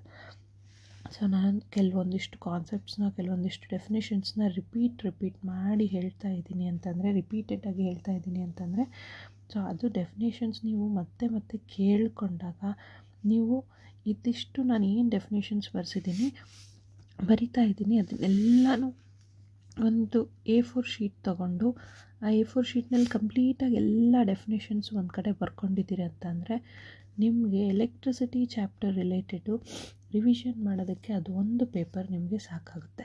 So ಅಷ್ಟು ನೀಟಾಗಿ ನೀವು short notes prepare ಮಾಡ್ಕೋಬೇಕು. So ಎಲ್ಲ ಟೈಮ್ನಲ್ಲೂ ನೀವು text books ಇಟ್ಕೊಂಡು, references ಇಟ್ಕೊಂಡು, notes ಇಟ್ಕೊಂಡು ಓದ್ತೀವಿ ಅಂತಂದೇಳಂದರೆ ಓದೋಕ್ಕೂ ಅಯ್ಯೋ ಇಷ್ಟೊಂದು ಓದಬೇಕಾ ಅಂತ ಕೆಲವೊಂದು ಸ್ಟೂಡೆಂಟ್ಸ್ಗೆ ಮೆಂಟ್ಯಾಲಿಟಿ ಆ ರೀತಿ ಇರುತ್ತೆ. ಸೊ ನೀವು ಶಾರ್ಟ್ ಟೈಮ್ ರಿವಿಷನ್ ಮಾಡಬೇಕು ಅಂತ ಅಂದರೆ, ಸೊ ಫ್ರೆಂಡ್ಸ್ ಜೊತೆ ಕೂತ್ಕೊಂಡಿರ್ತೀರಿ, ಆವಾಗ ಏನು ಮಾಡ್ಬೋದು, ಜಸ್ಟ್ ಒಂದು ಚಿಕ್ಕದೊಂದು ಒಂದು ಪೇಪರ್ನಲ್ಲಿ ಎಲೆಕ್ಟ್ರಿಸಿಟಿ ಚಾಪ್ಟರ್ ರಿಲೇಟೆಡು, ಸೊ ಒಂದು A4 ಶೀಟ್ ತೊಗೊಂಬಿಟ್ಟು ಮಧ್ಯದಲ್ಲಿ ಮಡ್ಚ್ಕೊಂಬಿಟ್ಟು ಒಂದೇ ಪೇಪರ್ನಲ್ಲಿ ನೀವು ಫುಲ್ 4 ಫಿಸಿಕ್ಸ್ ಚಾಪ್ಟರ್ಸ್ನ ರಿವಿಷನ್ ಪಾಯಿಂಟ್ಸ್ ಬರ್ಕೊಂಬಿಡ್ಬೋದು. ಸೊ ಒಂದು ಪೇಪರ್ನಲ್ಲಿ ಫೋಲ್ಡ್ ಮಾಡಿಕೊಂಡು ನಾನು ಎಲ್ಲ ಡೆಫಿನೇಷನ್ಸು ಒನ್ ಲೈನ್ ಡೆಫಿನೇಷನ್ಸೇ ಹೇಳ್ತಾ ಇದ್ದೀನಿ. ಸೊ ಎಲ್ಲ ಒನ್ ಲೈನ್ ಡೆಫಿನೇಷನ್ಸ್ನ ನೀವು ಒಂದು ಕಡೆ ಬರ್ಕೊತ ಹೋಗ್ಬಿಟ್ರೆ ನಿಮಗೆ ಈಸಿಯಾಗಿ ಏನು ಕಂಪ್ಲೀಟಾಗಿ ನಿಮಗೆ ಎಲೆಕ್ಟ್ರಿಸಿಟಿ ಚಾಪ್ಟರ್ ರಿಲೇಟೆಡ್ ಏನೇ ಕ್ವೆಶನ್ಸ್ ಬಂದ್ರೂ ಆನ್ಸರ್ ಮಾಡೋಕ್ಕೆ ಕಾನ್ಫಿಡೆನ್ಸ್ ಬಂದುಬಿಡುತ್ತೆ. ಸೊ ಆ ಥರ ಒಂದು ಚಿಟ್ನಲ್ಲಿ ಎಲ್ಲ ಡೆಫಿನೇಷನ್ಸ್ ಬರ್ಕೊಂಬಿಡ್ರಿ. ಸೊ ನಿಮಗೆ ರಿವಿಷನ್ ಮಾಡೋಕ್ಕೂ ಈಸಿ ಆಗುತ್ತೆ. ನೀವು ಜಸ್ಟ್ ಆ ಚಿಟ್ಟು ಓದಿದರೆ ಓಕೆ ಇಷ್ಟೇ ಡೆಫಿನೇಷನ್ಸ ಓದೋದಿರೋದು ಅಂತ ಅನ್ನೋದು ರೀತಿ ಆಗುತ್ತೆ. ಮತ್ತು ಬುಕ್ ನೋಡ್ದಂಗೆ ಕೆಲವೊಂದು ಸ್ಟೂಡೆಂಟ್ಸಿಗೆ ಬುಕ್ ಇಟ್ಕೊಂಡ್ರೆ ಓದೋದಕ್ಕೆ ಆಗೋಲ್ಲ, ಬಟ್ ಚಿಟ್ಸಲ್ಲಾದರೆ ಆರಾಮಾಗಿ ರಿವಿಷನ್ ಮಾಡ್ಕೊಂಬಿಡ್ತಾರೆ. ಬಟ್ ಒಂದು ಥಿಂಗ್ ಹೇಳೋಕ್ಕೆ ಇಷ್ಟಪಡ್ತೀನಿ, ಚಿಟ್ಸು ಬರೀ ರಿವಿಷನ್ವರೆಗೂ ಮಾತ್ರ ಇರಬೇಕು, ನೀವು ಎಕ್ಸಾಮ್ ಹಾಲ್ನಲ್ಲೆಲ್ಲ ಚಿಟ್ಸ್ ತೊಗೊಂಡು ಹೋಗಬಾರ್ದು. Okay, so coming back to this electric potential, that is the amount of work done to move or to bring a unit positive charge from infinity to a point is called as electric potential ಅಂತ ಹೇಳ್ತೀವಿ. So ಇದಕ್ಕೆ ಬಗ್ಗೆ ಇಷ್ಟು definition ಗೊತ್ತಿದ್ರೆ ಸಾಕು. Okay, then next is potential difference. So ಈಗ potential difference ಅಂದರೆ ಏನು ಅಂತ ನೋಡೋಣ. ಪೊಟೆನ್ಷಿಯಲ್ ಡಿಫ್ರೆನ್ಸ್ ಅಂದರೆ ಫಾರ್ ಎಕ್ಸಾಂಪಲ್ ಇಲ್ಲಿ ಒಂದು ಪಾಯಿಂಟ್ A ಅಂತ ಇದೆ, ಇಲ್ಲಿ ಒಂದು ಪಾಯಿಂಟ್ B ಅಂತ ಇದೆ. ಸೊ ಇವಾಗ ನೀವು point A and this is point B. So ನೀವು ಇಲ್ಲಿ ಒಂದು ಚಾರ್ಜ್ನ ಪಾಯಿಂಟ್ A ಇಂದ ಪಾಯಿಂಟ್ Bಗೆ ಮೂವ್ ಮಾಡಬೇಕು ಅಂತ ಇರ್ತೀರಿ. ಸೊ ಪಾಯಿಂಟ್ A ಇಂದ ಪಾಯಿಂಟ್ Bಗೆ ನಾವು ಚಾರ್ಜ್ನ ಮೂವ್ ಮಾಡಬೇಕು ಅಂದರೆ ಒಂದು ಕಂಡೀಷನ್. ಸೊ ಏನಪ್ಪ ಕಂಡೀಷನ್ ಅಂತಂದರೆ, so what is a condition ಅಂತ ನೋಡೋದಾದರೆ, ಯಾವಾಗಲೂ ನೀವು ಒಂದು ನೆನ್ಪಿಟ್ಕೊಂಡಿರಬೇಕು, ನೀರು ಹರಿಬೇಕಾದ್ರೆ ಹೈಯರ್ ಪಾಯಿಂಟಿಂದನೇ ಲೋವರ್ ಪಾಯಿಂಟಿಗೆ ಹರಿಯುತ್ತೆ. ಸೊ ಸೇಮ್ ವೇ ಚಾರ್ಜ್ ಕೂಡ ಹೈಯರ್ ಪೊಟೆನ್ಷಿಯಲಿಂದನೇ ಲೋವರ್ ಪೊಟೆನ್ಷಿಯಲ್ಗೆ ಚಾರ್ಜ್ ಕೂಡ ಫ್ಲೋ ಆಗುತ್ತೆ. ಸೊ ಇವಾಗ ನೀವು ಚಾರ್ಜ್ನ A ಪಾಯಿಂಟಿಂದ B ಪಾಯಿಂಟಿಗೆ ಮೂವ್ ಮಾಡ್ತಾ ಇದ್ದೀರಿ ಅಂತ ಅಂದರೆ, ಸೊ ಅಲ್ಲಿ it indicates A is at higher potential and B is at lower potential ಅಂತ ಹೇಳ್ತೀವಿ. ಸೊ HP ಅಂತ ಬರೆದಿದ್ದೀನಿ ಅಂತಂದರೆ it is called higher potential ಅಂತ ಕರಿತೀವಿ, higher potential, and B is called lower potential ಅಂತ ಹೇಳ್ತೀವಿ, ಲೋವರ್ ಪೊಟೆನ್ಷಿಯಲ್. ಸೊ ಯಾವಾಗ ನೀವು ಚಾರ್ಜ್ನ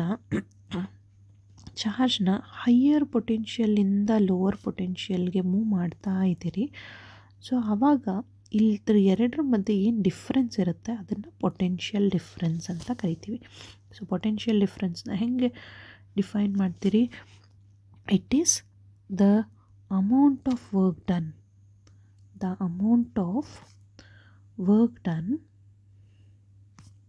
amount of work done to move charge between 2 points ಅಂತ ಬರಿತೀರಿ. between 2 points. So how the 2 points are? These 2 points are higher potential to lower potential ಅಂತಲೂ ಬರಿಬೋದು. It is amount of work done to move charge between 2 points, or the amount of work done to move charge between higher potential to lower potential, from higher potential to lower potential. So ಯಾವಾಗ charges are move from higher potential to lower potential, ನೀವು ಇಲ್ಲೊಂದು ಚಾರ್ಜ್ನ move ಮಾಡಬೇಕು, A ಇಂದ B ಪಾಯಿಂಟಿಗೆ move ಮಾಡಬೇಕು. So move ಮಾಡಬೇಕು ಅಂದರೆ some amount of work is done, and ಆ ಅಮೌಂಟ್ ಆಫ್ ವರ್ಕ್ ಡನ್ ಎಷ್ಟು ಮಾಡ್ತಿರಲ್ಲ ಅದನ್ನೇ ನಾವು ಪೊಟೆನ್ಷಿಯಲ್ ಡಿಫ್ರೆನ್ಸ್ ಅಂತ ಕರಿತೀವಿ. ಸೊ ಈಗ ಪೊಟೆನ್ಷಿಯಲ್ ಡಿಫ್ರೆನ್ಸ್ನ ಹೆಂಗೆ ಡಿಫೈನ್ ಮಾಡ್ತೀವಿ? So potential difference is denoted by letter V, and it is the amount of work done to move charge from one point to another point, or from higher potential to lower potential. That is given by W by Q. ಈಗ W ಅಂತ ಅಂದರೆ ಏನು? Amount of work done ಅಂತ ಹೇಳ್ತೀವಿ. Q ಅಂತಂದರೆ ಏನು? It is the electric charge ಅಂತ ಹೇಳ್ತೀವಿ, ಎಲೆಕ್ಟ್ರಿಕ್ ಚಾರ್ಜ್. ವಿ ಅಂತ ಅಂದರೆ potential difference. So V is equals to W by Q. So ಈಗ ಎಸ್ ಐ ಯೂನಿಟ್ ನೋಡೋದಾದರೆ, work done S I unit ಏನು? Joule. Charge S I unit ಏನು? Already ಹೇಳಿದೆ ನಾನು, ಕೂಲಂಬ್.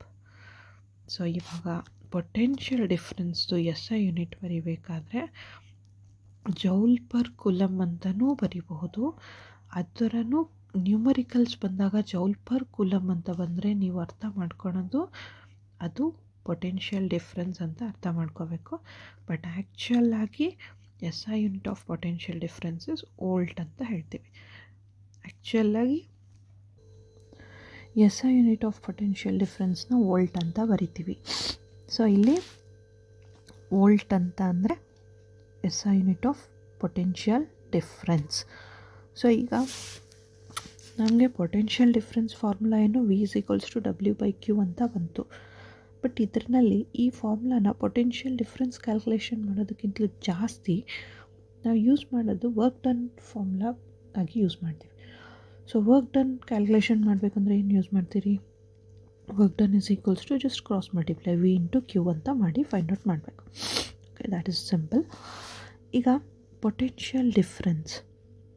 ಸೊ ಪೊಟೆನ್ಷಿಯಲ್ ಡಿಫ್ರೆನ್ಸು ನಾನು already ಹೇಳಿದಾಗೆ ಎಲೆಕ್ಟ್ರಿಕ್ ಕರೆಂಟ್ನ measure ಮಾಡೋದಕ್ಕೆ ಯೂಸ್ ಮಾಡೋ ಡಿವೈಸ್ ಯಾವುದು? That is ammeter. Same way potential ಡಿಫ್ರೆನ್ಸ್ನ ಮೆಷರ್ ಮಾಡೋದಕ್ಕೆ ಯೂಸ್ ಮಾಡೋ ಡಿವೈಸ್ ಯಾವುದು? So device used to measure potential differences voltmeter ಅಂತ ಕರಿತೀವಿ. ಸೊ ವೋಲ್ಟ್ ಮೀಟರ್ ಅಂತ ಬರೀಬೇಕಾದ್ರೆ ಕೇರ್ಫುಲ್ಲಾಗಿ ಬರೀಬೇಕು. VOLT, ವೋಲ್ಟ್ METER, ಮೀಟರ್ ಅಷ್ಟೇ ಬರೀಬೇಕು. ವೋಲ್ಟಾ ಮೀಟರ್ ಅಂತ TA ಬರೆದ್ರೆ ಅದು ಮತ್ತೆ ಬೇರೆ ಡಿವೈಸ್ ಆಗುತ್ತೆ. So just when you are writing device used to measure potential differences, voltmeter. ಈಗ ನಿಮಗೆ ನಾನು ಎಲೆಕ್ಟ್ರಿಕ್ ಕರೆಂಟ್ ಹೇಳಿದೆ, ಮೆಷರ್ ಮಾಡೋದಕ್ಕೆ ಯೂಸ್ ಮಾಡೋ device ammeter, and it is always connected in series ಅಂತ ಹೇಳಿದೆ. ವೋಲ್ಟ್ ಮೀಟರ್ ಏನು? Always connected in parallel in the circuit ಅಂತ ಹೇಳ್ತೀವಿ. Voltmeter is always connected in parallel in the circuit. And voltmeter ammeter ಏನಂತ ಹೇಳಿದೆ? Ammeter should have very low or zero resistance ಅಂತ ಹೇಳಿದೆ. ಅದರದ್ದು ಉಲ್ಟಾ ಇದು. Voltmeter should have very high or infinite resistance, ಇರಬೇಕು. Infinite resistance ಇರಬೇಕು. So ಆವಾಗ ನಾವು ವೋಲ್ಟ್ ಮೀಟರ್ನಿಂದ ನಾವು ಪೊಟೆನ್ಷಿಯಲ್ ಡಿಫ್ರೆನ್ಸ್ನ ಮೆಷರ್ ಮಾಡೋದಕ್ಕೆ ಸಾಧ್ಯ ಆಗುತ್ತೆ. ಸೊ ಪೊಟೆನ್ಷಿಯಲ್ ಡಿಫ್ರೆನ್ಸ್ ಮೆಷರ್ ಮಾಡೋದಕ್ಕೆ ಯೂಸ್ ಮಾಡೋ device voltmeter. It should be always connected in parallel, it should have very high or infinite resistance, and ಇದು ಏನು ಪೊಟೆನ್ಷಿಯಲ್ ಡಿಫ್ರೆನ್ಸ್ ಮೆಷರ್ ಮಾಡೋದಕ್ಕೆ ಯೂಸ್ ಮಾಡೋಂಥ ಡಿವೈಸ್ದು. Okay, so quick recap. Potential difference ಅಂದರೆ ಏನು? Amount of work done to move a charge from higher potential to lower potential.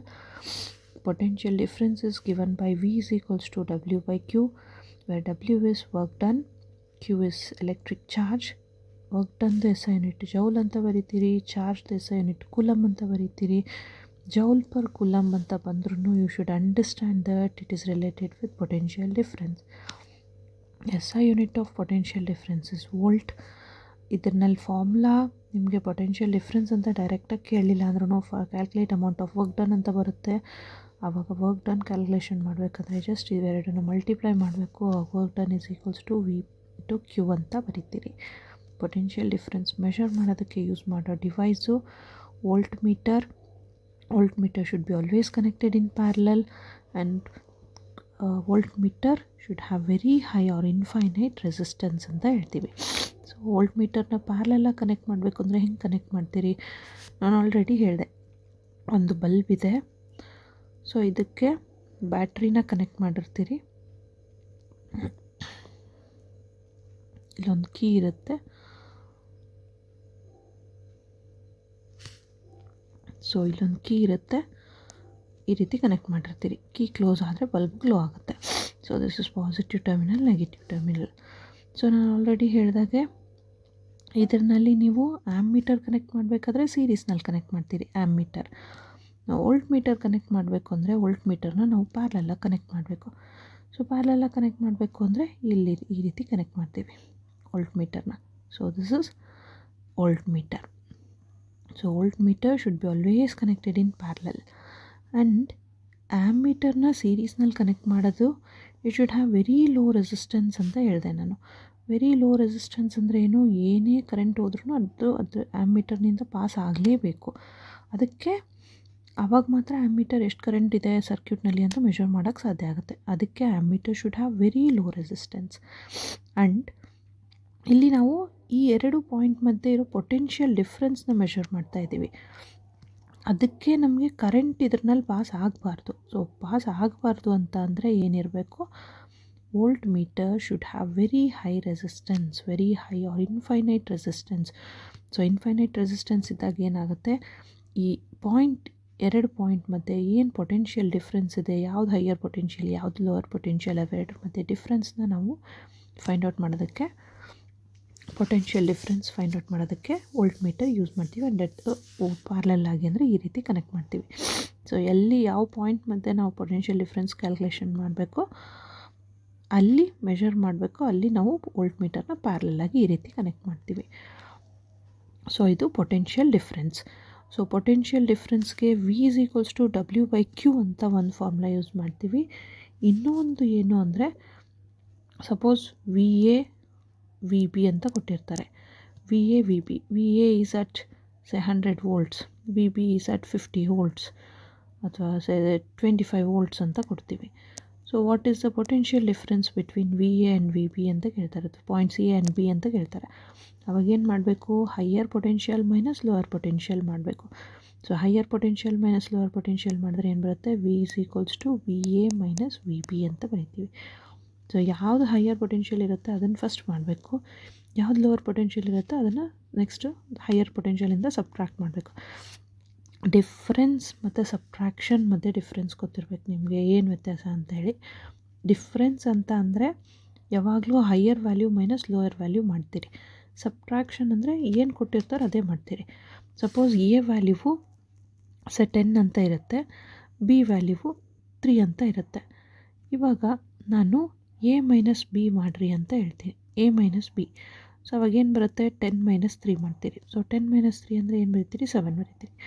Suppose ನಾನು B minus A ಮಾಡಿರಿ ಅಂತ ಕರಿತೀನಿ. ಸೊ B ಮೈನಸ್ A ಮಾಡಿರಿ ಅಂತಂದಾಗ 3 ಮೈನಸ್ 10 ಮಾಡ್ತೀರಿ. ಸೊ 3 ಮೈನಸ್ 10 ಅಂದರೆ -7 ಆಗುತ್ತೆ. What is the difference of A and B ಅಂತ ಕೇಳಿದ್ರೆ, difference of A and B ಅಂತಂದರೆ ಯಾವಾಗಲೂ greater number minus smaller number ಮಾಡ್ತೀರಿ. ಸೊ 10 ಮೈನಸ್ 3 ಏನು ಮಾಡಿದಾಗ ಏನು ಬರುತ್ತೆ? 7 ಬರುತ್ತೆ. ಸೊ ಅದೇ ರೀತಿ ಪೊಟೆನ್ಷಿಯಲ್ ಡಿಫ್ರೆನ್ಸ್ ಅಂತ ಬಂದಾಗ ನೀವು VA ಮೈನಸ್ VB ಮಾಡಬೇಕಾ ಅಥವಾ VB ಮೈನಸ್ VA ಮಾಡಬೇಕಾ ಅಂತ ಕನ್ಫ್ಯೂಷನ್ ಆಗಬಾರ್ದು.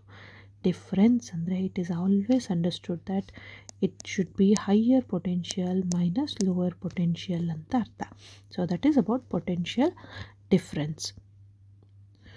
ಸೊ ಈಗ ಪೊಟೆನ್ಷಿಯಲ್ ಡಿಫ್ರೆನ್ಸ್ದು ಕ್ಲಿಯರ್ ಆಗಿದೆ ಅಂತ ಅಂದ್ಕೊಳ್ತೀನಿ. ಸೊ ಒಂದು ಸರ್ತಿ ಕ್ವಿಕ್ ರಿಕ್ಯಾಪ್ ಮಾಡಿಬಿಡೋಣ. ಪೊಟೆನ್ಷಿಯಲ್ ಡಿಫ್ರೆನ್ಸ್ ಅಂತ ಅಂದರೆ, ಪೊಟೆನ್ಷಿಯಲ್ ಡಿಫ್ರೆನ್ಸಲ್ಲಿ ಏನು ಬರುತ್ತೆ? It is the amount of work done to move a charge from point A to B. So A point potential A ಆಗಿದ್ದರೆ, VA ಆಗಿದ್ದರೆ VA minus VB. Suppose you are moving charge from A to B ಅಂತಂದರೆ VA minus VB. ಅಥವಾ it is amount of work done to move a charge from higher potential to lower potential. ಅಥವಾ V is equals to W by Q ಅಂತ ಬರಿತೀವಿ. ಇದರದ್ದು SI unit ಏನು ಬರಿತೀರಿ, SI unit is volt ಅಂತ ಬರಿತೀರಿ. ಅಥವಾ W formula use ಮಾಡಬೇಕಾದ್ರೆ V into Q ಅಂತ ಮಾಡ್ತೀರಿ. ಸೊ ಇಲ್ಲಿ ನಿಮಗೆ SI ಯೂನಿಟ್ ವೋಲ್ಟ್ ಅಂತ ಬರಿತೀರಿ, ಅಂದರೆ ಇದು W is equals to V into Q ಅಂತ ಮಾಡ್ತೀರಿ. So device used to measure potential differences voltmeter ಅಂತ ಯೂಸ್ ಮಾಡ್ತೀವಿ. What is the device used to measure potential difference? That is voltmeter. And ಇದರದ್ದು qualities ಏನು? Voltmeter should be always connected in parallel ಅಂತ ಹೇಳ್ತೀವಿ. And it should have very high or infinite resistance ಇರಬೇಕು. It should have very high or infinite resistance ಇರಬೇಕು. And then voltmeter symbol ಯಾವುದು use ಮಾಡ್ತೀವಿ? V ಅಂತ use ಮಾಡ್ತೀವಿ. Okay, so this is about potential difference. Potential difference electric current ತಿಳ್ಕೊಂಡ್ಮೇಲೆ ಇನ್ನೊಂದು ನಿಮಗೆ clear ಆಗಬೇಕು. ಸೊ ಏನಪ್ಪ ಅಂತಂದರೆ ನಿಮಗೆ difference between ammeter and voltmeter ಅಂತ 2 ಮಾರ್ಕ್ಸ್ ಕ್ವೆಶನ್ ಕೇಳ್ತಾರೆ. So what is the difference between ammeter and voltmeter ಅಂತ ಕೇಳ್ತಾರೆ. What is the difference between ammeter and voltmeter? So ammeter and voltmeter just quick recap ಮಾಡ್ಕೊಳ್ಳೋಣ. Ammeter used to measure electric current, and voltmeter used to measure potential difference.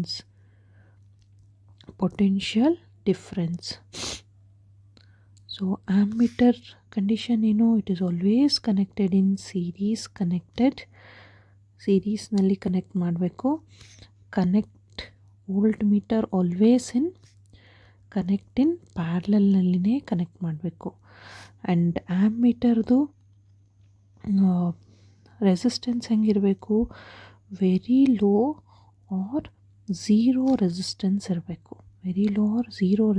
ಇರಬೇಕು. ವೋಲ್ಟ್ ಮೀಟರ್ದು very high or infinite resistance ಇರಬೇಕು.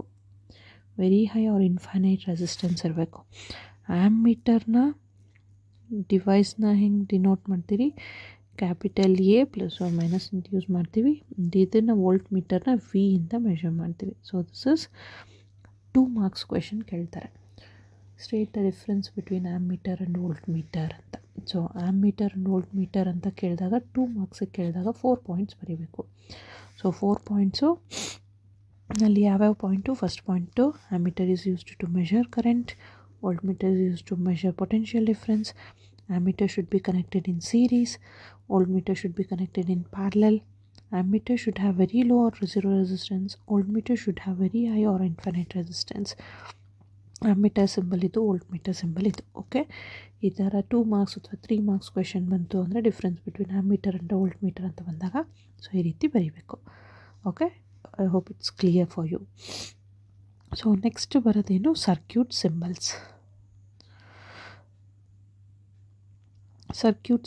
ಯಾವ್ಯಾವ circuit ಸಿಂಬಲ್ಸ್ನ use ಮಾಡ್ತೀವಿ ಅಂತ ನೋಡೋಣ. ಸೊ ಸರ್ಕ್ಯೂಟ್ ಸಿಂಬಲ್ಸ್ನಲ್ಲಿ ಫಸ್ಟ್ ಬರೋದು ಸಿಂಬಲ್ಲು ಸೆಲ್ನಿಂದ ಸ್ಟಾರ್ಟ್ ಮಾಡೋಣ. ಸೊ ಸೆಲ್ ಅಂತಂದರೆ ಏನು? ಒಂದು ಲಾಂಗ್, ಒಂದು ಶಾರ್ಟ್. ಸೊ ಇದು ಹತ್ತಿರ ಡ್ರಾ ಮಾಡಬೇಕು.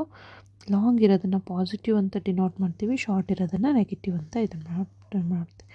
So this is cell. Then next ಬರೋದು ಬ್ಯಾಟ್ರಿ.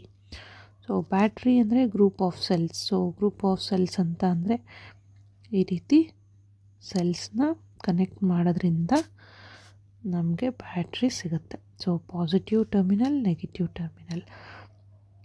ಸೊ ಬಹಳಷ್ಟು ಸ್ಟೂಡೆಂಟ್ಸ್ ಏನು ಮಾಡ್ತಾರೆ, ಡ್ರಾ ಮಾಡಬೇಕಾದ್ರೆ ಎಲ್ಲನೂ ಒಂದು ಹಿಂಗೆ ಡ್ರಾ ಮಾಡ್ತಾರೆ, ಒಂದು ಹಿಂಗೆ ಡ್ರಾ ಮಾಡ್ತಾರೆ, ಒಂದು ಹಿಂಗೆ ಅಥವಾ 2 ಹಿಂಗೆ ಪ್ಯಾರಲಲ್ಲಾಗಿ ಡ್ರಾ ಮಾಡೋದು, ಈ ಥರ ಎಲ್ಲ ಮಾಡ್ತಾರೆ. ಸೊ ಆ ಥರ ಎಲ್ಲ ಮಾಡೋದ್ರಿಂದ ಅದು ಬ್ಯಾಟ್ರಿ ಸಿಂಬಲ್ ಆಗಲ್ಲ. ಆ್ಯಂಡ್ ಯಾವಾಗಲೂ 2 ಟರ್ಮಿನಲ್ಸ್ ಮಧ್ಯೆ ಜಾಸ್ತಿ ಗ್ಯಾಪ್ ಕೂಡ ಬಿಡಬಾರ್ದು. ಸೊ ಮೀಡಿಯಮ್ ಆಗಿ ಡ್ರಾ ಮಾಡಿದಾಗ ಮಾತ್ರ ಅದು ಬ್ಯಾಟ್ರಿ ಸಿಂಬಲ್ ಕರೆಕ್ಟಾಗಿ ಬರುತ್ತೆ.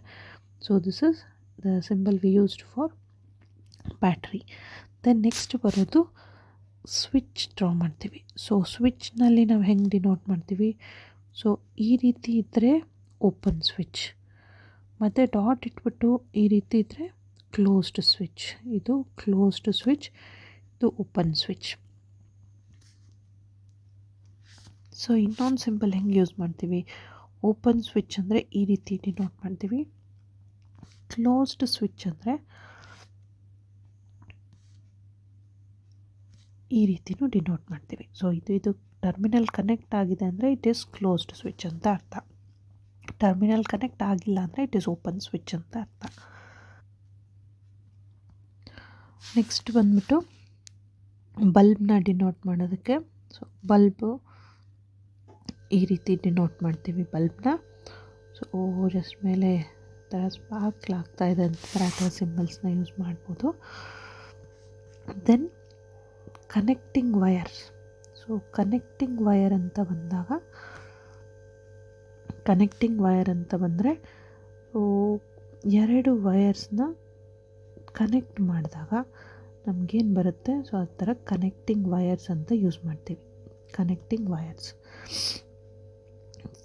ಸೊ ಇಲ್ಲಿ ನಾವು ವಯರ್ ಜಾಯಿಂಟ್ ಅಂತಲೂ ಯೂಸ್ ಮಾಡ್ತೀವಿ. ಸೊ ವಯರ್ ಜಾಯಿಂಟ್ ಅಂದರೆ ಒಂದು ವೈರ್ ಹಿಂಗೆ ಹೋಗಿರುತ್ತೆ, ಇನ್ನೊಂದು ವೈರ್ ಹಿಂಗೆ ಹೋಗಿರುತ್ತೆ, ಇನ್ನೊಂದು ವೈರ್ ಹಿಂಗೆ ಬಂದಿರುತ್ತೆ. ಸೊ ಅದನ್ನು ವಯರ್ ಜಾಯಿಂಟ್ ಅಂತ ಯೂಸ್ ಮಾಡ್ತೀವಿ.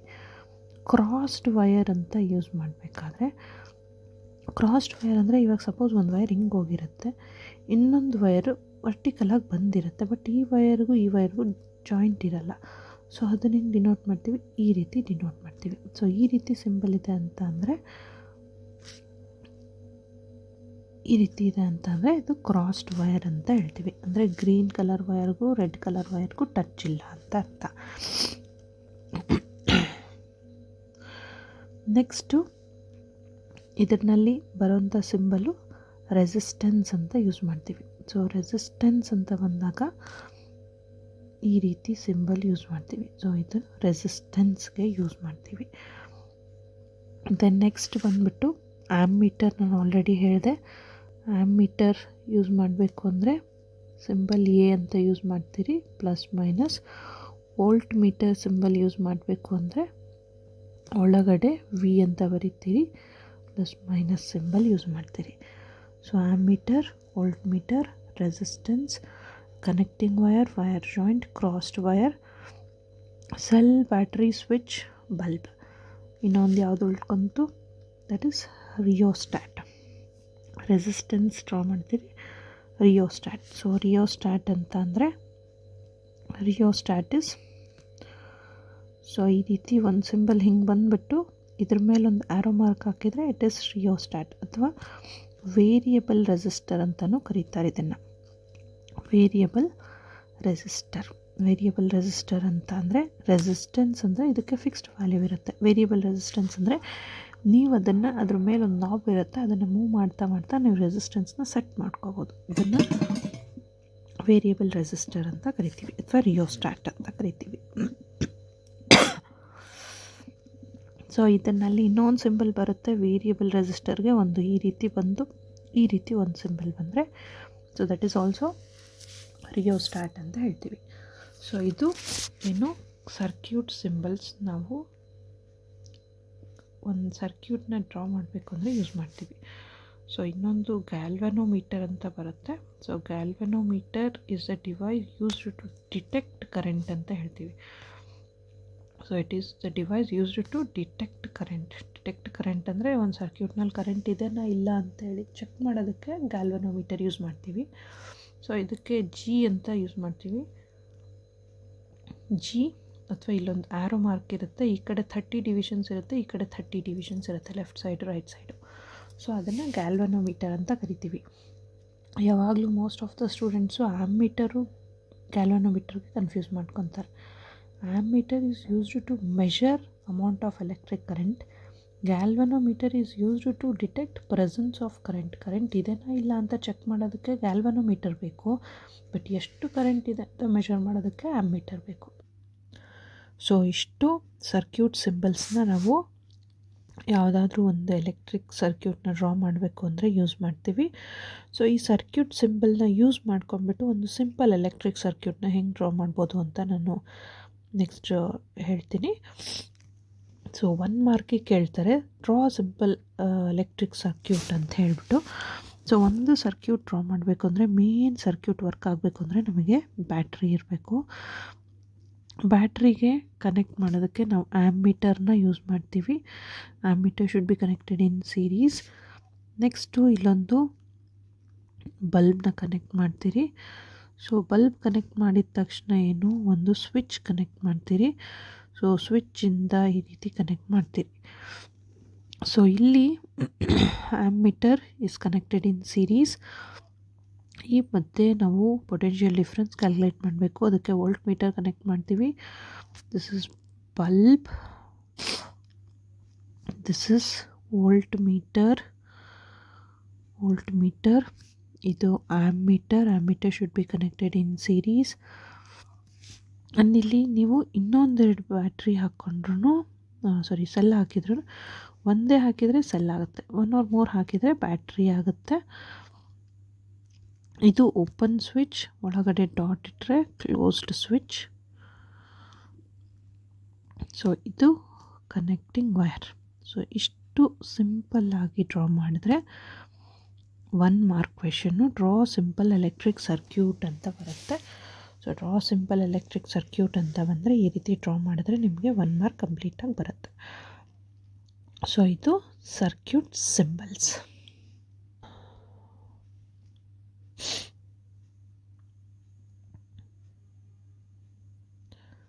ಸೊ ನೆಕ್ಸ್ಟ್ ಬಂದ್ಬಿಟ್ಟು ಓಮ್ಸ್ ಲಾ ರಿಲೇಟೆಡ್ ಇದೆ. ನೆಕ್ಸ್ಟು ಓಮ್ಸ್ ಲಾ ನೋಡೋಣ. ಸೊ ಓಮ್ಸ್ ಲಾಗೆ ಇದು ಒಂದು ಸಿಂಪಲ್ ಎಲೆಕ್ಟ್ರಿಕ್ ಸರ್ಕ್ಯೂಟ್ ಗೊತ್ತಿರಬೇಕು. ಸಿಂಪಲ್ ಎಲೆಕ್ಟ್ರಿಕ್ ಸರ್ಕ್ಯೂಟ್ನಲ್ಲಿ ಏನಿರುತ್ತೆ, ಓಮ್ಸ್ ಲಾನಲ್ಲಿ ಬ್ಯಾಟ್ರಿ ಇರುತ್ತೆ, ಆ್ಯಮ್ಮೀಟರ್ ಸೀರೀಸ್ನಲ್ಲಿ ಕನೆಕ್ಟ್ ಮಾಡ್ತೀವಿ, ಒಂದು ರೆಸಿಸ್ಟೆನ್ಸು, ಈ ರೆಸಿಸ್ಟೆನ್ಸ್ ಅಕ್ರಾಸ್ ಪೊಟೆನ್ಷಿಯಲ್ ಡಿಫ್ರೆನ್ಸ್ ಎಷ್ಟಿದೆ ಅಂತ ಮೆಷರ್ ಮಾಡೋದಕ್ಕೆ ಒಂದು ವೋಲ್ಟ್ ಮೀಟರ್ ಕನೆಕ್ಟ್ ಮಾಡ್ತೀವಿ. ಆ್ಯಮ್ಮೀಟರ್ನ ಈ ರೀತಿ ಕನೆಕ್ಟ್ ಮಾಡೋದ್ರಿಂದ ಸೀರೀಸ್ ಕನೆಕ್ಷನ್ ಅಂತ ಹೇಳ್ತೀವಿ. ವೋಲ್ಟ್ ಮೀಟರ್ನ ಈ ರೀತಿ ಕನೆಕ್ಟ್ ಮಾಡೋದನ್ನು ಪ್ಯಾರಲಲ್ ಕನೆಕ್ಷನ್ ಅಂತ ಹೇಳ್ತೀವಿ. ಸೊ ಇಲ್ಲಿ ಬಂದಾಗ ಇಲ್ಲಿ ಒಂದು ಬ್ರ್ಯಾಕೆಟ್ಸ್ನಲ್ಲಿ ಡಾಟ್ ಇಟ್ಟಿದ್ರೆ so it is switch, closed switch. ಇದು ಇಲ್ಲಿ ಏನು ಕಾಣಿಸ್ತಾ ಇದೆ ಇದನ್ನು ರಿಯೋಸ್ಟ್ಯಾಟ್ ಅಂತ ಕರಿತೀವಿ. So rheostat again it is connected to the battery. So one thing you should remember, positive terminal should be connected to positive terminal and negative terminal should be always connected to negative terminal. So ಯಾವಾಗ positive connect ಮಾಡ್ತೀರಿ, negative connect ಮಾಡ್ತೀರಿ, ಅದು forward bias ಅಂತ ಹೇಳ್ತೀವಿ. ಯಾವಾಗ ನೀವು ಉಲ್ಟಾ connect ಮಾಡ್ತೀರಿ ಅದು ರಿವರ್ಸ್ ಬಯಾಸ್ ಅಂತ ಬರುತ್ತೆ. ಸೊ ನಿಮಗೆ ಜಸ್ಟ್ ಫಾರ್ವರ್ಡ್ ಬಯಾಸ್ ಬಗ್ಗೆ ತಿಳ್ಕೊಳ್ರಿ, ರಿವರ್ಸ್ ಬಯಾಸ್ ಬಗ್ಗೆ ಮತ್ತೆ ಮುಂದೆ ಬರುತ್ತೆ ನಿಮಗೆ. So first Ohm's law. So ಯಾವಾಗಲೂ Ohm's law related 1 mark question ಕೇಳ್ತಾರೆ. ಸೊ 1 ಮಾರ್ಕ್ ಕ್ವೆಶನ್ ಅಂತ ಕೇಳಿದಾಗ ಸ್ಟೇಟ್ ಓಮ್ಸ್ ಲಾ ಅಂತ ಕೇಳ್ತಾರೆ. ಸ್ಟೇಟ್ ಓಮ್ಸ್ ಲಾ ಅಂತ ಕೇಳಿದಾಗ 1 ಮಾರ್ಕ್ ಕ್ವೆಶನ್. ಸಪೋಸ್ 3 ಮಾರ್ಕ್ಸ್ ಕ್ವೆಶನ್ಗೆ ಓಮ್ಸ್ ಲಾ ರಿಲೇಟೆಡ್ ಕೇಳಿದ್ರೆ ಅವಾಗ ಕಂಪ್ಲೀಟಾಗಿ ಎಕ್ಸ್ಪ್ಲನೇಷನ್ ಬರೀಬೇಕು. ನಾನು ನಿಮಗೆ 1 ಮಾರ್ಕ್ ಕೇಳಿದಾಗ ಎಷ್ಟು ಬರೀಬೇಕು ಅಂತಲೂ ಹೇಳ್ತೀನಿ, 3 ಮಾರ್ಕ್ಸ್ ಕೇಳಿದಾಗ ಎಷ್ಟು ಬರೀಬೇಕು ಅಂತಲೂ ಹೇಳ್ತೀನಿ. ಸಪೋಸ್ 1 ಮಾರ್ಕಿಗೆ ಸ್ಟೇಟ್ ಓಮ್ಸ್ ಲಾ ಅಂತ ಕೊಟ್ಟರು ಅಂದರೆ ಅವಾಗ ಏನು ಬರೀತೀರಿ, statement at constant temperature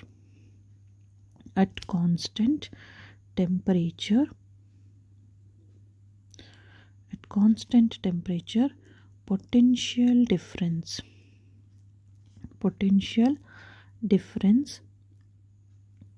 is directly proportional to, at constant temperature potential difference is directly proportional to electric current.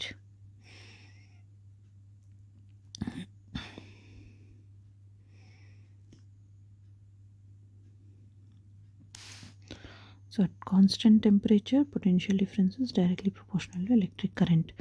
Symbolically ಬರೀಬೇಕಾದ್ರೆ V is directly proportional to I ಅಂತ ಬರಿತೀವಿ. ಸೊ ಆಲ್ರೆಡಿ ನಾನು ಎಕ್ಸ್ಪ್ಲೇನ್ ಮಾಡಿದಾಗ V ಅಂದರೆ ಪೊಟೆನ್ಷಿಯಲ್ ಡಿಫ್ರೆನ್ಸು, I ಅಂದರೆ electric current. So directly proportional. So ಯಾವಾಗ ನಿಮಗೆ directly proportional ಅಂತ ಬರುತ್ತೆ,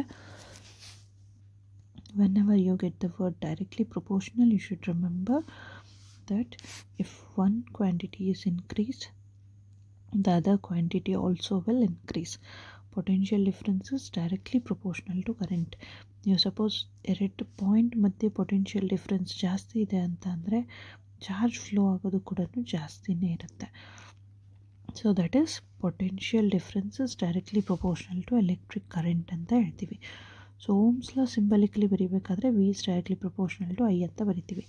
ಸಪೋಸ್ ಈ ಪ್ರೊಪೋರ್ಷನಾಲಿಟಿ ಸಿಂಬಲ್ ತೆಗಿಬೇಕು ಅಂದರೆ ಏನು ಬರಿತೀರಿ, V is equals to I into R ಅಂತ ಬರಿತೀವಿ, ಅಥವಾ R into I, R is a proportionality constant ಅಂತಲೂ ಬರಿತೀವಿ, ಅಥವಾ V is equals to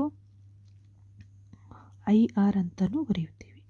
V is equals to I R ಅಂತಲೂ ಬರಿತೀವಿ, where R is a proportionality constant. V ಅಂದರೆ potential difference, I ಅಂದರೆ ಎಲೆಕ್ಟ್ರಿಕ್ ಕರೆಂಟ್. ಈಗ ಆರ್ ಬಂತು ಹೊಸ term, so this is known as resistance ಅಂತ ಕರಿತೀವಿ. R is known as resistance. So Ohm's law related statement to at constant temperature potential difference is directly proportional to electric current. Symbolically V is directly proportional to I ಅಂತ ಬರೀತೀರಿ, proportionality constant ತೆಗೆದ್ರೆ V is equals to IR ಅಂತ ಬರೀತೀರಿ. V ಅಂದರೆ potential difference, I ಅಂದರೆ electric current, R ಅಂದರೆ resistance. So ಇವಾಗ ಇದು Ohm's ಲಾ experiment second ಇಯರ್ಗೆ ಬರುತ್ತೆ. ಇವನ್ 10th ಕೂಡ ನೀವು ಇದು ಎಕ್ಸ್ಪೆರಿಮೆಂಟ್ ಮಾಡಬಹುದು. ಸೊ ಹೆಂಗೆ ಮಾಡ್ತಾರೆ ಇದು ಎಕ್ಸ್ಪೆರಿಮೆಂಟು ಅಂತಂದರೆ, ನೀವು ಒಂದು ಬ್ಯಾಟ್ರಿನ ಕನೆಕ್ಟ್ ಮಾಡಿರ್ತೀರಿ, ಆ್ಯಮ್ಮೀಟರ್ನಲ್ಲಿ ಕರೆಂಟ್ ಹೋಗ್ತಾ ಇರುತ್ತೆ. So ammeter will measure the amount of current in the circuit, potential difference ಇರುತ್ತೆ. ರಿಯೋಸ್ಟ್ಯಾಟ್ ಮೇಲೆ ಒಂದು ನಾಬ್ ಕೊಟ್ಟಿರ್ತಾರೆ. ಸೊ ಆ ನಾಬ್ನ ಮೂವ್ ಮಾಡ್ತಾ ಮಾಡ್ತಾ ಮಾಡ್ತಾ ನೀವು ಪೊಟೆನ್ಷಿಯಲ್ ಡಿಫ್ರೆನ್ಸ್ನ ಚೇಂಜ್ ಮಾಡ್ತಾ ಹೋಗ್ತೀರಿ. ಸೊ ಪೊಟೆನ್ಷಿಯಲ್ ಡಿಫ್ರೆನ್ಸ್ ಹೆಂಗೆ ಚೇಂಜ್ ಮಾಡ್ತಾ ಹೋಗ್ತೀರಿ, ಪೊಟೆನ್ಷಿಯಲ್ ಡಿಫ್ರೆನ್ಸ್ ಜಾಸ್ತಿ ಆದಂಗೆಲ್ಲ ಏನಾಗುತ್ತೆ, amount of current flowing through the circuit also will increase. Suppose ನೀವು ಫಸ್ಟ್ 1 ವೋಲ್ಟ್ ಇಟ್ಟಿದ್ದೀರಿ ಅಂದರೆ 1 ಮಿಲಿ ಆಂಪಿಯರ್ ಕರೆಂಟ್ ಫ್ಲೋ ಆಗ್ತಾಯಿದೆ ಅಂತ ಅಂದರೆ, ಸಪೋಸ್ ನೀವು ವೋಲ್ಟ್ ಮೀಟರ್ನ 2 ವೋಲ್ಟ್ಸಿಗೆ ಇನ್ಕ್ರೀಸ್ ಮಾಡಿದ್ರೆ, ಸೊ ಕರೆಂಟು 1 ಮಿಲಿ ಆಂಪಿಯರ್ ಹೋಗ್ತಾ ಇರೋ ಕರೆಂಟ್ ಏನಾಗುತ್ತೆ, 2 ಮಿಲಿ ಆಂಪಿಯರ್ ಆಗುತ್ತೆ. ಸೊ ಅವಾಗ ಏನಾಗುತ್ತೆ, as the potential difference is increased, ammeter reading also will increase. Suppose ನೀವು ವೋಲ್ಟ್ ಮೀಟರ್ನಲ್ಲಿ ಇದನ್ನು ಅಡ್ಜಸ್ಟ್ ಮಾಡ್ಕೊತ ವೋಲ್ಟ್ ಮೀಟರ್ ರೀಡಿಂಗ್ನ 0.5 ವೋಲ್ಟ್ಸ್ ಮಾಡಿದಿರಿ ಅಂತ ಅಂದರೆ, ಸೊ ಆವಾಗ current flowing through this will also reduce to 0.5 milliampere. So as you are increasing potential difference, so the current also will increase. If potential difference is decreased, then current will also decrease. So ಅದನ್ನೇ ನಾವು directly proportional ಅಂತ ಕರಿತೀವಿ. So ಇದು Ohm's ಲಾ related, ಇಷ್ಟು ಗೊತ್ತಿರಬೇಕು. So Ohm's ಲಾ related ಇನ್ನೂ ಏನು ಗೊತ್ತಿರಬೇಕು ಅಂದರೆ, ನಾವಿಲ್ಲಿ ಗ್ರಾಫ್ ಪ್ಲಾಟ್ ಮಾಡ್ತೀವಿ. ಸೊ ಗ್ರಾಫ್ ಪ್ಲಾಟ್ ಮಾಡಬೇಕಂದ್ರೆ ಆಲ್ವೇಸ್ ಯು ಶುಡ್ ಟೇಕ್, ಇದು ವೈ ಆ್ಯಕ್ಸಸ್ಸು, ಇದು ಎಕ್ಸ್ ಆ್ಯಕ್ಸಸ್ಸು. ಎಕ್ಸ್ ಆ್ಯಕ್ಸಸ್ ಮೇಲೆ ಕರೆಂಟ್ ತೊಗೊಂಡು ಡ್ರಾ ಮಾಡ್ತೀವಿ, ಆ್ಯಂಡ್ ವೈ ಆ್ಯಕ್ಸಸ್ ಮೇಲೆ ಪೊಟೆನ್ಷಿಯಲ್ ಡಿಫ್ರೆನ್ಸ್ ತೊಗೊಂಡು ಡ್ರಾ ಮಾಡ್ತೀವಿ. ಸೊ ಇಲ್ಲಿ ಪೊಟೆನ್ಷಿಯಲ್ ಡಿಫ್ರೆನ್ಸು, ಕರೆಂಟು ಮಧ್ಯದಲ್ಲಿ ಸ್ಟ್ರೇಟ್ ಲೈನ್ ಬರುತ್ತೆ. So this straight line denotes V is directly proportional to I. So ಇದಕ್ಕೆ ನಾವು slope of the graph draw ಮಾಡಿದಾಗ, ಸೊ ಇಲ್ಲಿ ವಿ ಬೈ ಐ, ಸೊ ಇಲ್ಲಿ ವಿ ಬೈ ಐ ಅಂತ ಬಂದಿದ್ದನ್ನು ಪ್ರೊಪೋರ್ಷನಾಲಿಟಿ ಕಾನ್ಸ್ಟೆಂಟ್ ಏನು R is equals to V by I ಅಂತ ಮಾಡ್ತೀವಿ. ಸೊ ನಾವು ಗ್ರಾಫ್ ಪ್ಲಾಟ್ ಮಾಡಿದಾಗ, ಎಕ್ಸ್ಪೆರಿಮೆಂಟ್ನಲ್ಲಿ ಗ್ರಾಫ್ ಪ್ಲಾಟ್ ಮಾಡಿದಾಗ ಎಕ್ಸ್ ಆ್ಯಕ್ಸಸ್ನಲ್ಲಿ ಕರೆಂಟ್ ತೊಗೊತೀವಿ, ವೈ ಆ್ಯಕ್ಸಸ್ನಲ್ಲಿ ಪೊಟೆನ್ಷಿಯಲ್ ಡಿಫ್ರೆನ್ಸ್ ತೊಗೊತೀವಿ.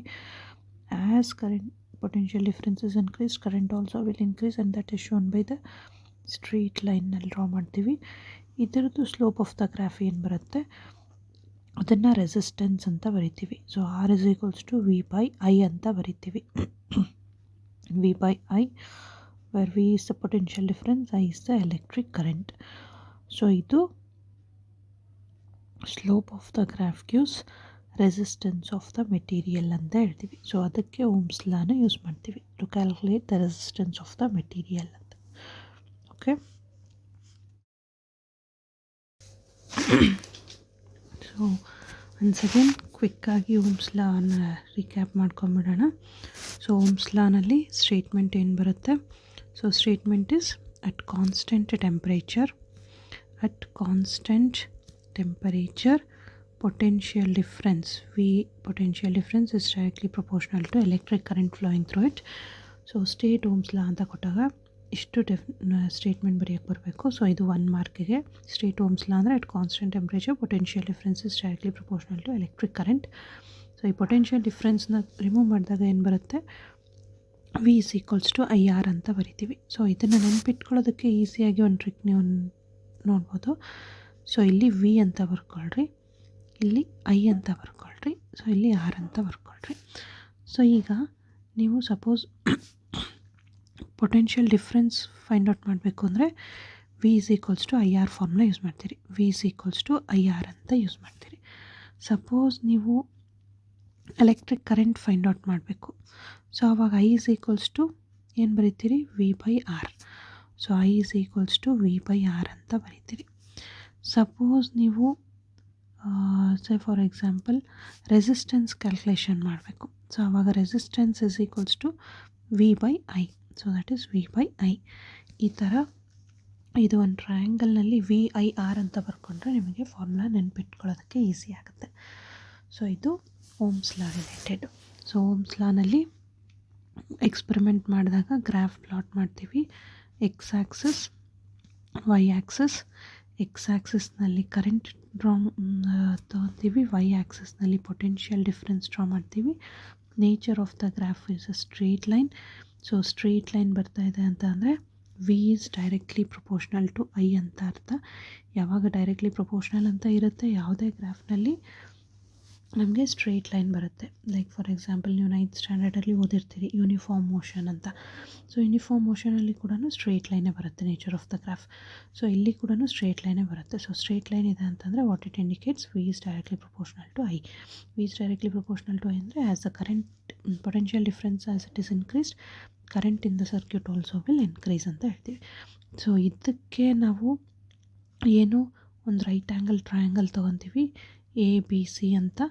ಸೊ ಇದು ರೈಟ್ ಆ್ಯಂಗಲ್ ಟ್ರಯಾಂಗಲ್ದು ಸ್ಲೋಪ್ ಫೈಂಡ್ ಔಟ್ ಮಾಡ್ತೀವಿ. So slope of this graph gives resistance of the conductor. So ರೆಸಿಸ್ಟೆನ್ಸ್ನ calculation ಮಾಡಬೇಕು ಅಂದರೆ that is equals to slope ಅಂತ ಹೇಳ್ತೀವಿ. ಸೊ ಸ್ಲೋಪ್ ಬರೀಬೇಕಂದ್ರೆ Y axis by X axis ಬರೀತೀರಿ. ಇಲ್ಲಿ Y axis equivalent to AB ಇದೆ, X axis equivalent BC ಇದೆ. So slope ಅಂದರೆ R is equals to Y axis equivalent AB ಅಂದರೆ AB equivalent ಅಂದರೆ ಯಾವ್ದು ಬರುತ್ತೆ, V ಬರುತ್ತೆ. And X axis equivalent BC ಇದು ಏನು ಬರುತ್ತೆ, I ಬರುತ್ತೆ. So R is equals to V/I. This is the formula V write for resistance of the conductor using Ohm's law. So ಇದು ಏನು ಓಮ್ಸ್ ಲಾ ರಿಲೇಟೆಡ್ ಇಷ್ಟು basic concepts ಗೊತ್ತಿರಬೇಕು. So ಇದರಲ್ಲಿ ಇನ್ನೂ ಒಂದು ಕಾನ್ಸೆಪ್ಟ್ ಬರುತ್ತೆ. So that is ohmic materials ಅಂತ ಕರೀತಾರೆ. Ohmic materials, ohmic and non ohmic materials ಅಂತ ಕರೀತಾರೆ. Ohmic and non ohmic materials. So ohmic and non ohmic materials ಅಂದರೆ, ಓಮಿಕ್ ಮೆಟೀರಿಯಲ್ಸ್ ಅಂದರೆ these are nothing but the conductors which obey Ohm's law. And non ohmic materials ಅಂದರೆ which are not the materials which does not obey Ohm's law are non-ohmic materials. Like ohmic materialsನಲ್ಲಿ conductors ಬರುತ್ತೆ, ನಾನ್-ohmic materialsನಲ್ಲಿ insulators ಬರುತ್ತೆ. So insulators and also semiconductors. So semiconductors ಪಾರ್ಟಿಗೆ ಬಂದಾಗ semiconductors also will not obey Ohm's law. So ಅಲ್ಲಿ ಸೆಮಿ ಕಂಡಕ್ಟರ್ಸ್ನಲ್ಲಿ V is not directly proportional to I ಅಂತ ಹೇಳ್ತೀವಿ. ಸೊ ನಿಮಗೆ ಯಾವಾಗ ಸೆಮಿ ಕಂಡಕ್ಟರ್ಸ್ ಬರುತ್ತೆ, P type N type semiconductors ಅಂತೆಲ್ಲ ನೀವು ನೆಕ್ಸ್ಟ್ PUನಲ್ಲಿ ಓದ್ತೀರಿ. ಆವಾಗ semiconductors will not obey Ohm's law ಅನ್ನೋದು ನಿಮಗೆ ಅಲ್ಲಿ ಗೊತ್ತಾಗುತ್ತೆ. ಸೊ ಸದ್ಯಕ್ಕೆ ಇಷ್ಟು ನೆನ್ಪಿಟ್ಕೊಂಡಿರಿ. ಓಮಿಕ್ ಮೆಟೀರಿಯಲ್ಸ್ ಅಂದರೆ ವಿಚ್ ಒಬೇ ಓಮ್ಸ್ ಲಾ ಅಂತ example conductors. Non ohmic materials ಅಂದರೆ materials which does not obey Ohm's law and they are insulators or semiconductors ಅಂತ ಹೇಳ್ತೀವಿ. So semiconductors lies between conductors and insulators ಅಂತ ಹೇಳ್ತೀವಿ. So ಇದಿಷ್ಟು Ohm's law related concepts ಗೊತ್ತಿರಬೇಕು. So ಇದರಲ್ಲಿ ನಾನು just basics ಒಂದೇ ಹೇಳ್ತಾ ಹೋಗ್ತಾ ಇದ್ದೀನಿ. ಇದಕ್ಕೆ ರಿಲೇಟೆಡ್ ಏನೆಲ್ಲ ಕ್ವೆಶನ್ಸ್ ಇರುತ್ತೆ ನಾನು ಅದನ್ನು ನೆಕ್ಸ್ಟು ನ್ಯೂಮರಿಕಲ್ ಪ್ರಾಬ್ಲಮ್ಸ್ ಮಾಡಬೇಕಾದ್ರೆ ಹೇಳ್ತೀನಿ. ಸೊ ಇಲ್ಲಿ ನಿಮಗೆ ಒಂದು ನೆನಪಿರಬೇಕು, ಕರೆಂಟ್ ಫಾರ್ಮುಲಾ ಬಂದಾಗ I is equals to, ನಾವು ಪ್ರೀವಿಯಸ್ ಆಗಿ ನೋಡಿದಾಗ I is equals to Q/T ಅಂತ ಬರಿತೀವಿ. ಮತ್ತು ಇವಾಗ using Ohm's law I is equals to V/R ಅಂತ ಬರಿತೀವಿ.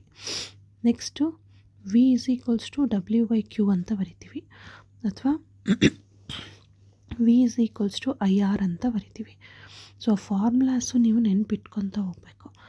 ಸೊ ಈ ಫಾರ್ಮುಲಾ ಯೂಸ್ ಮಾಡಬೇಕಾದ್ರೆ ನಿಮಗೆ ಡಿಫೈನ್ 1 ಆಂಪಿಯರ್ ಅಂತ ಕ್ವೆಶನ್ ಕೇಳ್ತಾರೆ. Define 1 ampere. ಸೊ 1 ಆಂಪಿಯರ್ ಅಂದರೆ ಏನು? ವೆನ್ 1 ಕೂಲಂಬ್ ಆಫ್ ಸೊ ಇದನ್ನು ಹೆಂಗೆ ಡಿಫೈನ್ ಮಾಡ್ತೀರಿ ಅಂತಂದರೆ, ದ ಫ್ಲೋ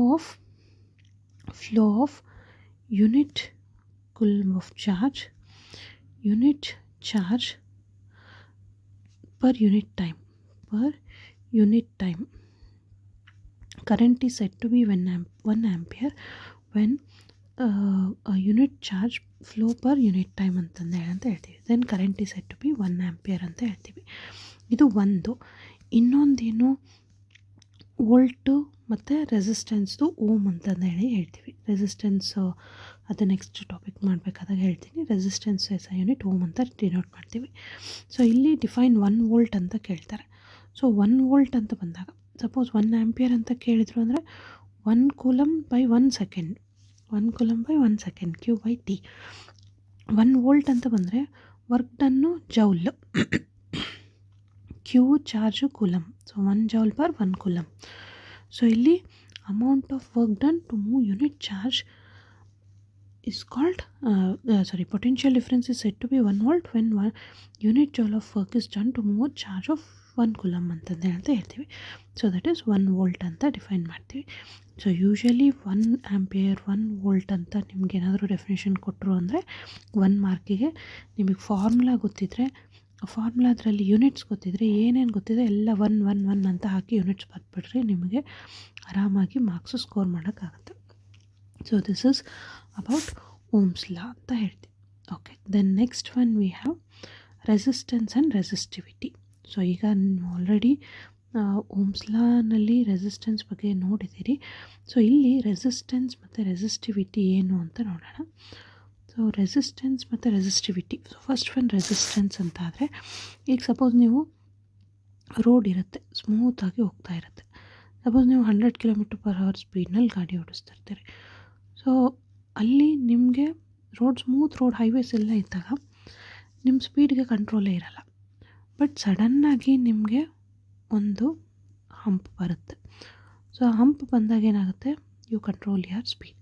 ಸೊ ಈ ಹಂಪ್ ಬಂದಾಗ ಕೂಡ ನಿಮ್ಮ ವೆಹಿಕಲ್ ಅಷ್ಟೇ ಸ್ಪೀಡ್ನಲ್ಲಿ ಹೋದರೆ ಏನಾಗುತ್ತೆ, ಯು ಗೆಟ್ ಆಕ್ಸಿಡೆಂಟ್. ಸೊ ಅದಕ್ಕೆ ಹಂಪ್ಸ್ ಏನು ಮಾಡುತ್ತೆ ಹಂಪ್ಸು ಅಂತಂದರೆ, that reduces the speed of your vehicle ಅಥವಾ that opposes the speed of your vehicle ಅಂತ ಹೇಳ್ತೀವಿ. ಸೊ ದಿಸ್ ಏನು ರೋಡ್ ಮೇಲೆ ಹೆಂಗೆ humps reduces or opposes the speed of your vehicle, same way conductors ಅಥವಾ ಮೆಟೀರಿಯಲ್ಸ್ನಲ್ಲಿ ಕೂಡ this opposes the flow of charges. Flow of charges. Resistance ಅನ್ನೋದು ಒಂದು property, inert property of a material. So it is a inert property of a material which opposes the flow of charges.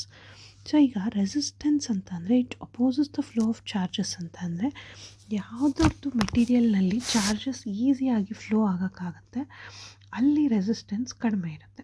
If resistance is less, then charges can flow easily throughout that material. If resistance is more, then charges cannot easily flow through that. So charges flow ಏನಾಗುತ್ತೆ, less ಇರುತ್ತೆ. So ಈಗ charges ಯಾವುದ್ರಲ್ಲಿ ಈಸಿಯಾಗಿ flow ಆಗುತ್ತೆ, ಕಂಡಕ್ಟರ್ಸ್ನಲ್ಲಿ flow ಆಗುತ್ತೆ. So ಕಂಡಕ್ಟರ್ಸ್ನಲ್ಲಿ resistance ಏನಿರುತ್ತೆ, resistance will be very low ಅಥವಾ ನಿಲ್ ಅಥವಾ ಝೀರೋ ಅಂತ ಹೇಳ್ತೀವಿ. ಸೊ ಝೀರೋ ಅಂದರೆ ಇಟ್ ಈಸ್ ವೆರಿ ನೆಗ್ಲಿಜಿಬಲ್ ಅಂತ ಹೇಳ್ತೀವಿ. So in conductors resistance will be very low or negligible resistance ಇರುತ್ತೆ. ಸೊ ಹಾಗಾಗಿ ರೆಸಿಸ್ಟೆನ್ಸ್ ಅಂದರೆ ಅಪೋಸಿಂಗ್ ಫೋರ್ಸೇ ಇಲ್ಲ ಅಂತಂದರೆ ಕಂಡಕ್ಟರ್ಸ್ನಲ್ಲಿ ಏನಾಗುತ್ತೆ, ಎಲೆಕ್ಟ್ರಾನ್ಸು ಈಸಿಯಾಗಿ ಫ್ಲೋ ಆಗುತ್ತೆ.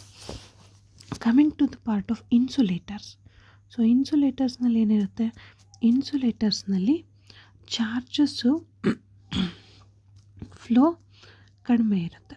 ಸೊ ಚಾರ್ಜಸ್ ಫ್ಲೋ ಕಡಿಮೆ ಇರುತ್ತೆ ಅಂದರೆ it indicates resistance is more. Resistance is more in insulators and resistance is very low in conductors. So resistance ಜಾಸ್ತಿ ಇದ್ದಾಗ ಏನಾಗುತ್ತೆ, ಎಲೆಕ್ಟ್ರಾನ್ಸು ಈಸಿಯಾಗಿ ಇನ್ಸುಲೇಟರ್ಸ್ನಲ್ಲಿ ಫ್ಲೋ ಆಗೋಕ್ಕಾಗಲ್ಲ.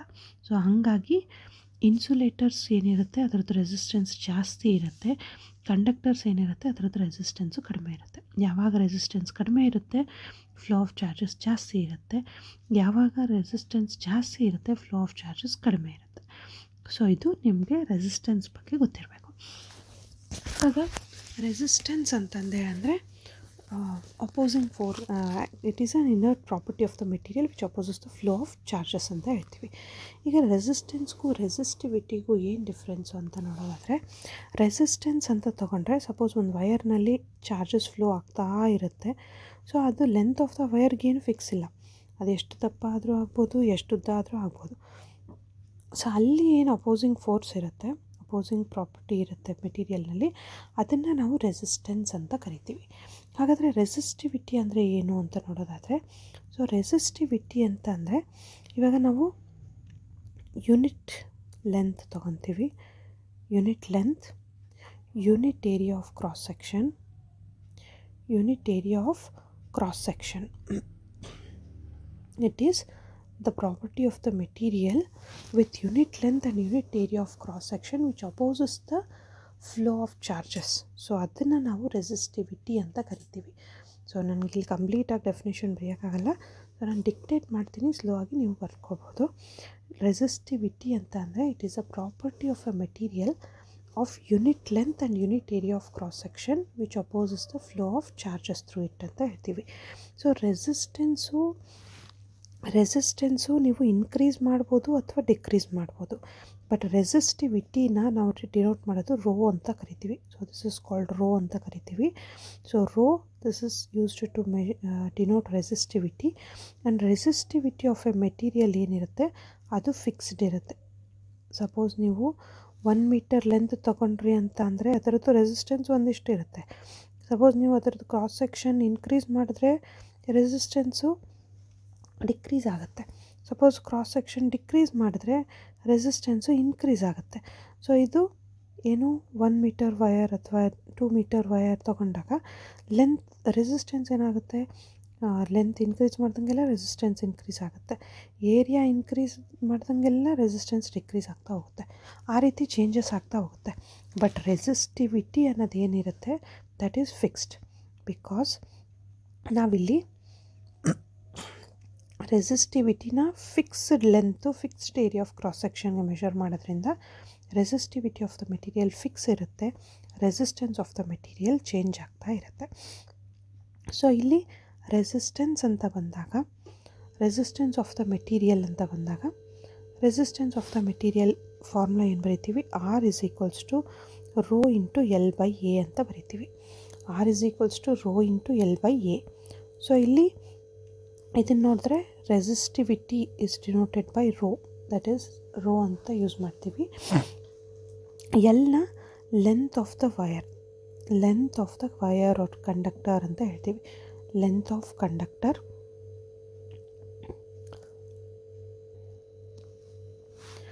ಎಲ್ಲು length of the conductor, A ಬಂದ್ಬಿಟ್ಟು ಏರಿಯಾ ಆಫ್ ಕ್ರಾಸ್ ಸೆಕ್ಷನ್ ಅಂತ ಹೇಳ್ತೀವಿ, area of cross section. So ಇಲ್ಲಿ ನೋಡೋದಾದರೆ ಆರ್ ಏನಿದೆ resistance it is directly proportional to L ಅಂತ ಹೇಳ್ತೀವಿ. So directly proportional to L ಅಂದರೆ ಏನು, ಸಪೋಸ್ ನೀವು ಒಂದು ಲೆಂತು 1 ಮೀಟರ್ ಲೆಂತ್ ತೊಗೊಂಡಿದ್ದೀರಿ ಅಂದರೆ ಅದರದ್ದು ರೆಸಿಸ್ಟೆನ್ಸು ಒಂದು ವ್ಯಾಲ್ಯೂ ಇರುತ್ತೆ. ಸಪೋಸ್ ನೀವು ಆ ವಯರ್ನ 25 ಸೆಂಟಿಮೀಟರ್ ಕಟ್ ಮಾಡಿದ್ದೀರಿ ಅಂದರೆ ಆವಾಗ ರೆಸಿಸ್ಟೆನ್ಸ್ ಏನಾಗುತ್ತೆ, that is reduced, 4 times reduce ಆಗುತ್ತೆ. ಲೆಂತ್ ಕಟ್ ಮಾಡಿದರೆ ಅಂದರೆ ರೆಸಿಸ್ಟೆನ್ಸ್ ಕೂಡ ರೆಡ್ಯೂಸ್ ಆಗುತ್ತೆ. Suppose resistance is inversely proportional to area of cross section. Inversely proportional to area of cross section ಅಂತಂದರೆ, ಸಪೋಸ್ ನೀವು ತೆಳ್ಳಗಿರೋ ವಯರ್ ತೊಗೊಂಡಿರ್ತೀರಿ. ಸೊ ತೆಳ್ಳಗಿರೋ ವಯರ್ ತೊಗೊಂಡಾಗ ಅಲ್ಲಿ ಏರಿಯಾ ಆಫ್ ಕ್ರಾಸ್ ಸೆಕ್ಷನ್ ಕಡಿಮೆ ಇರುತ್ತೆ. ಸೊ ಅವಾಗೇನಾಗುತ್ತೆ, ರೆಸಿಸ್ಟೆನ್ಸು ಜಾಸ್ತಿ ಆಗುತ್ತೆ. ರೆಸಿಸ್ಟೆನ್ಸ್ ಜಾಸ್ತಿ ಆದಾಗ ಏನಾಗುತ್ತೆ, ಹೀಟಿಂಗ್ ಎಲಿಮೆಂಟು. ಸೊ ಯಾವಾಗ ಈ ಪ್ರಾಪರ್ಟಿನ ಯಾವಾಗ ಯೂಸ್ ಮಾಡ್ತಾರೆ, ಏನು ಹೀಟಿಂಗ್ ಎಲಿಮೆಂಟ್ ಮಾಡೋದಕ್ಕೆ ಯೂಸ್ ಮಾಡ್ತಾರೆ. ಸೊ ಅಲ್ಲಿ ಏರಿಯಾ ಆಫ್ ಕ್ರಾಸ್ ಸೆಕ್ಷನ್ ಕಡಿಮೆ ಮಾಡಿದಾಗ ರೆಸಿಸ್ಟೆನ್ಸು ಇನ್ಕ್ರೀಸ್ ಆಗುತ್ತೆ. ಸಪೋಸ್ ನೀವು ದಪ್ಪ ವೈರ್ ತೊಗೊಂಡಿದ್ದೀರಿ ಅಂತಂದರೆ, ಸೊ ಅವಾಗೇನಾಗುತ್ತೆ, area of cross section increase ಆಗುತ್ತೆ. Area of cross section increase ಆದರೆ ಏನಾಗುತ್ತೆ, ರೆಸಿಸ್ಟೆನ್ಸು ಡಿಕ್ರೀಸ್ ಆಗುತ್ತೆ. ಸೊ ಯಾವಾಗ ಒಂದು ಕ್ವಾಂಟಿಟಿ ಇನ್ಕ್ರೀಸ್ ಆಗಿ ಇನ್ನೊಂದು ಕ್ವಾಂಟಿಟಿ ಡಿಕ್ರೀಸ್ ಆಗುತ್ತೆ, ಅದನ್ನು ನಾವು ಇನ್ವರ್ಸ್ಲಿ ಪ್ರಪೋರ್ಷ್ನಲ್ ಅಂತ ಕರಿತೀವಿ. ಯಾವಾಗ ಒಂದು ಕ್ವಾಂಟಿಟಿ ಇನ್ಕ್ರೀಸ್ ಆಗಿ ಇನ್ನೊಂದು ಕ್ವಾಂಟಿಟಿ ಕೂಡ ಇನ್ಕ್ರೀಸ್ ಆಗ್ತಾ ಇದೆ ಅಂತಂದರೆ ಅದನ್ನು ಡೈರೆಕ್ಟ್ಲಿ ಪ್ರಪೋರ್ಷ್ನಲ್ ಅಂತ ಕರಿತೀವಿ. ಸಪೋಸ್ ಒಂದು ಕ್ವಾಂಟಿಟಿ ಡಿಕ್ರೀಸ್ ಆದರೆ ಇದೂ ಡಿಕ್ರೀಸ್ ಆಗುತ್ತೆ, ಇದು ಇನ್ಕ್ರೀಸ್ ಆದರೆ ಇದೂ ಇನ್ಕ್ರೀಸ್ ಆಗುತ್ತೆ. ಸೊ ಅದನ್ನು ನಾವು ಡೈರೆಕ್ಟ್ಲಿ ಪ್ರಪೋರ್ಷ್ನಲ್ ಅಂತ ಕರಿತೀವಿ. ಇಲ್ಲಿ ಒಂದು ಇನ್ಕ್ರೀಸ್ ಆಗಿ ಇನ್ನೊಂದು ಡಿಕ್ರೀಸ್ ಆದರೆ ಅದನ್ನು ನಾವು ಇನ್ವರ್ಸ್ಲಿ ಪ್ರಪೋರ್ಷ್ನಲ್ ಅಂತ ಕರಿತೀವಿ. ಅದು R is directly proportional to L and inversely proportional to A ಅಂತ ಬರಿತೀವಿ. ಬಟ್ R ಆ್ಯಂಡ್ ರೋ ತೊಗೊಂಡ್ರೆ ರೋ ಈಸ್ ಫಿಕ್ಸ್ಡ್. ಸೊ ಇಲ್ಲಿ ರೆಸಿಸ್ಟಿವಿಟಿ ಫಿಕ್ಸ್ಡ್ ಇರುತ್ತೆ. ಸೊ ಫಿಕ್ಸ್ಡ್ ಅಂದರೆ ಸಪೋಸ್ ನೀವು ಕಾಪರ್ ತೊಗೊಂಡ್ರಿ ಅಂದರೆ ಕಾಪರ್ಗೆ ಒಂದು ರೆಸಿಸ್ಟಿವಿಟಿ ವ್ಯಾಲ್ಯೂ ಇರುತ್ತೆ. ಸಿಲ್ವರ್ ತೊಗೊಂಡ್ರೆ ಸಿಲ್ವರ್ಗೆ ಒಂದು ರೆಸಿಸ್ಟಿವಿಟಿ ವ್ಯಾಲ್ಯೂ ಇರುತ್ತೆ. ಅಲ್ಯೂಮಿನಿಯಂ ತೊಗೊಂಡ್ರೆ ಅಲ್ಯೂಮಿನಿಯಮ್ಗೆ ಒಂದಿರುತ್ತೆ. ಸೊ ಒಂದೊಂದು ಮೆಟಲ್ಗೆ ಒಂದೊಂದು ರೆಸಿಸ್ಟಿವಿಟಿ ವ್ಯಾಲ್ಯೂ ಇರುತ್ತೆ. ನೀವು ಎಷ್ಟಾದರೂ ಲೆಂತ್ ಆಫ್ ವೈರ್ ಎಷ್ಟಾದರೂ ತೊಗೊಳ್ರಿ, ಎಷ್ಟಾದರೂ ಥಿಕ್ನೆಸ್ ತೊಗೊಳ್ರಿ, ಅದರಿಂದ ರೆಸಿಸ್ಟಿವಿಟಿಗೆ ಯಾವುದೇ ರೀತಿ ಡಿಫ್ರೆನ್ಸು ಆಗಲ್ಲ. Resistivity of that material will remain the same.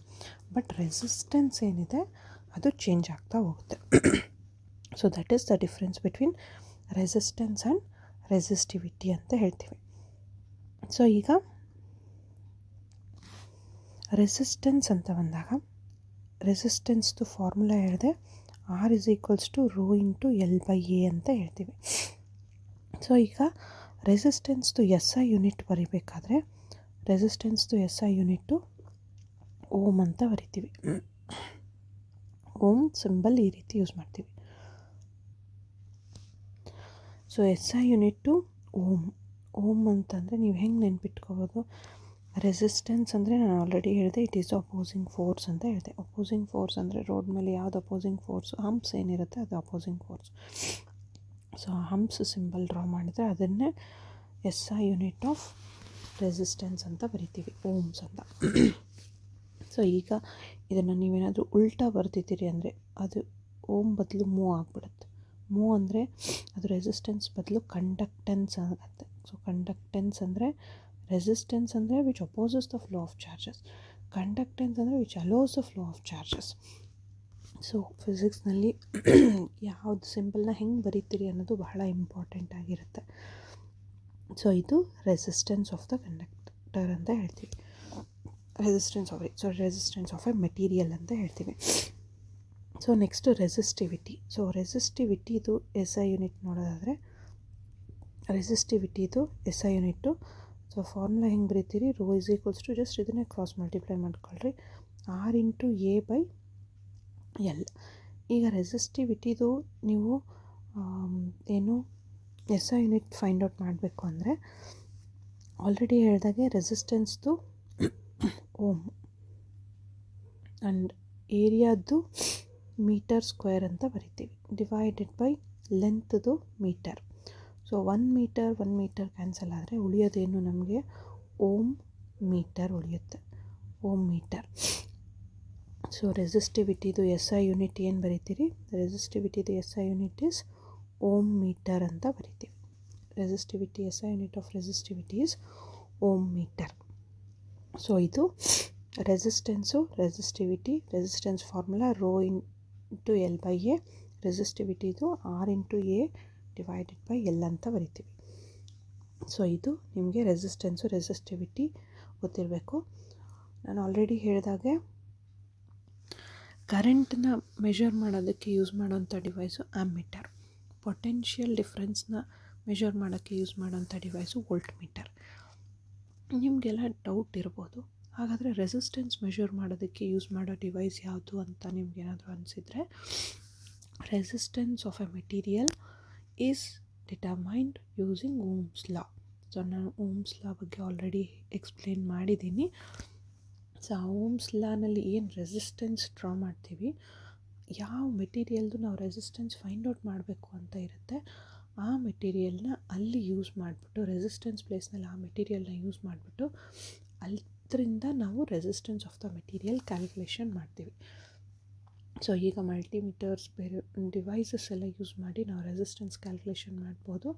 But main thing resistance of a material is found using Ohm's law is done by using Ohm's law experiment ಅಂತ ಹೇಳ್ತೀವಿ. ಸೊ ಇದು ರೆಸಿಸ್ಟೆನ್ಸ್ ಮತ್ತು resistivity ಬಗ್ಗೆ ಗೊತ್ತಿರಬೇಕು. So resistance formula ಏನು, R is equals to rho into L by A, SI unit is ohm.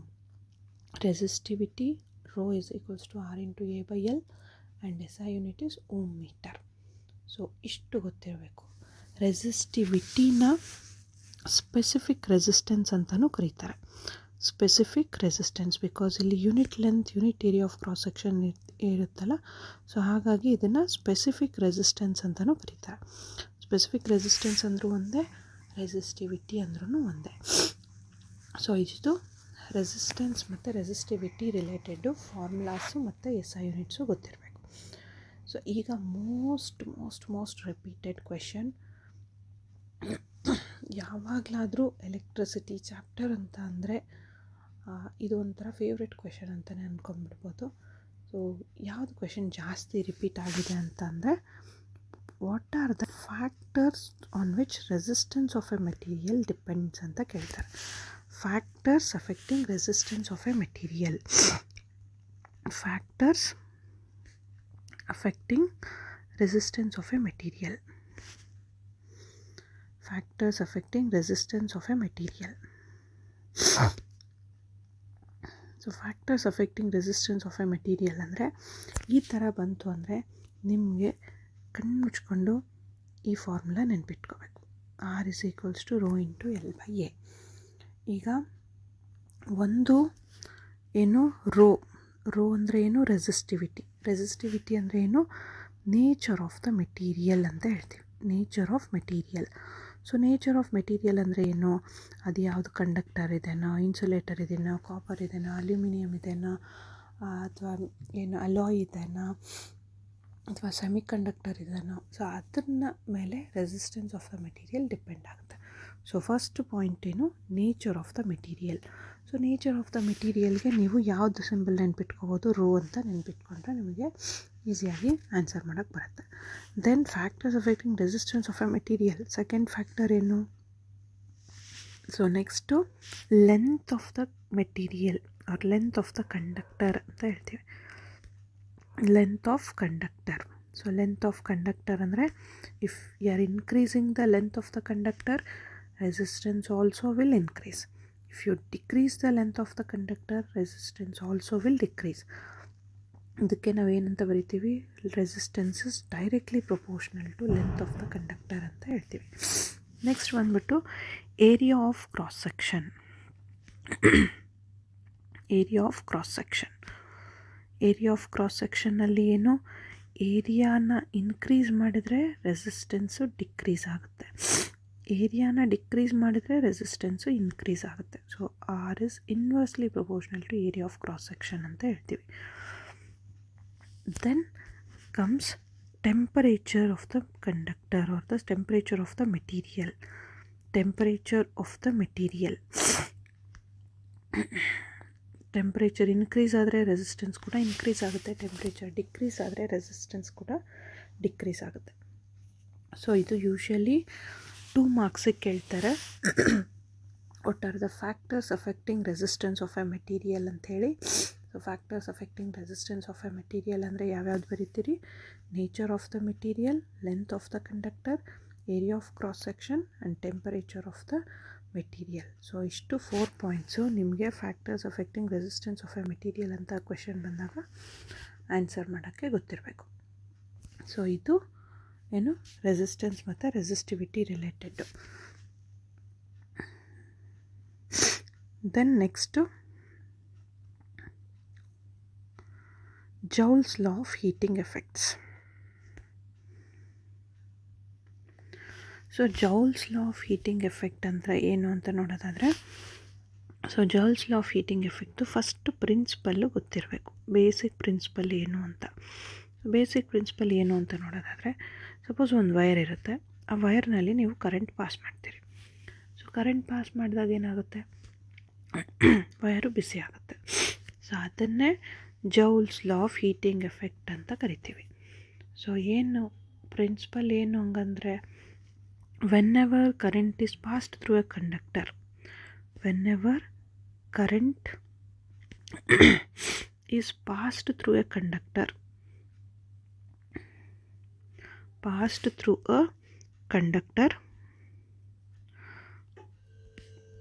the conductor gets heated up.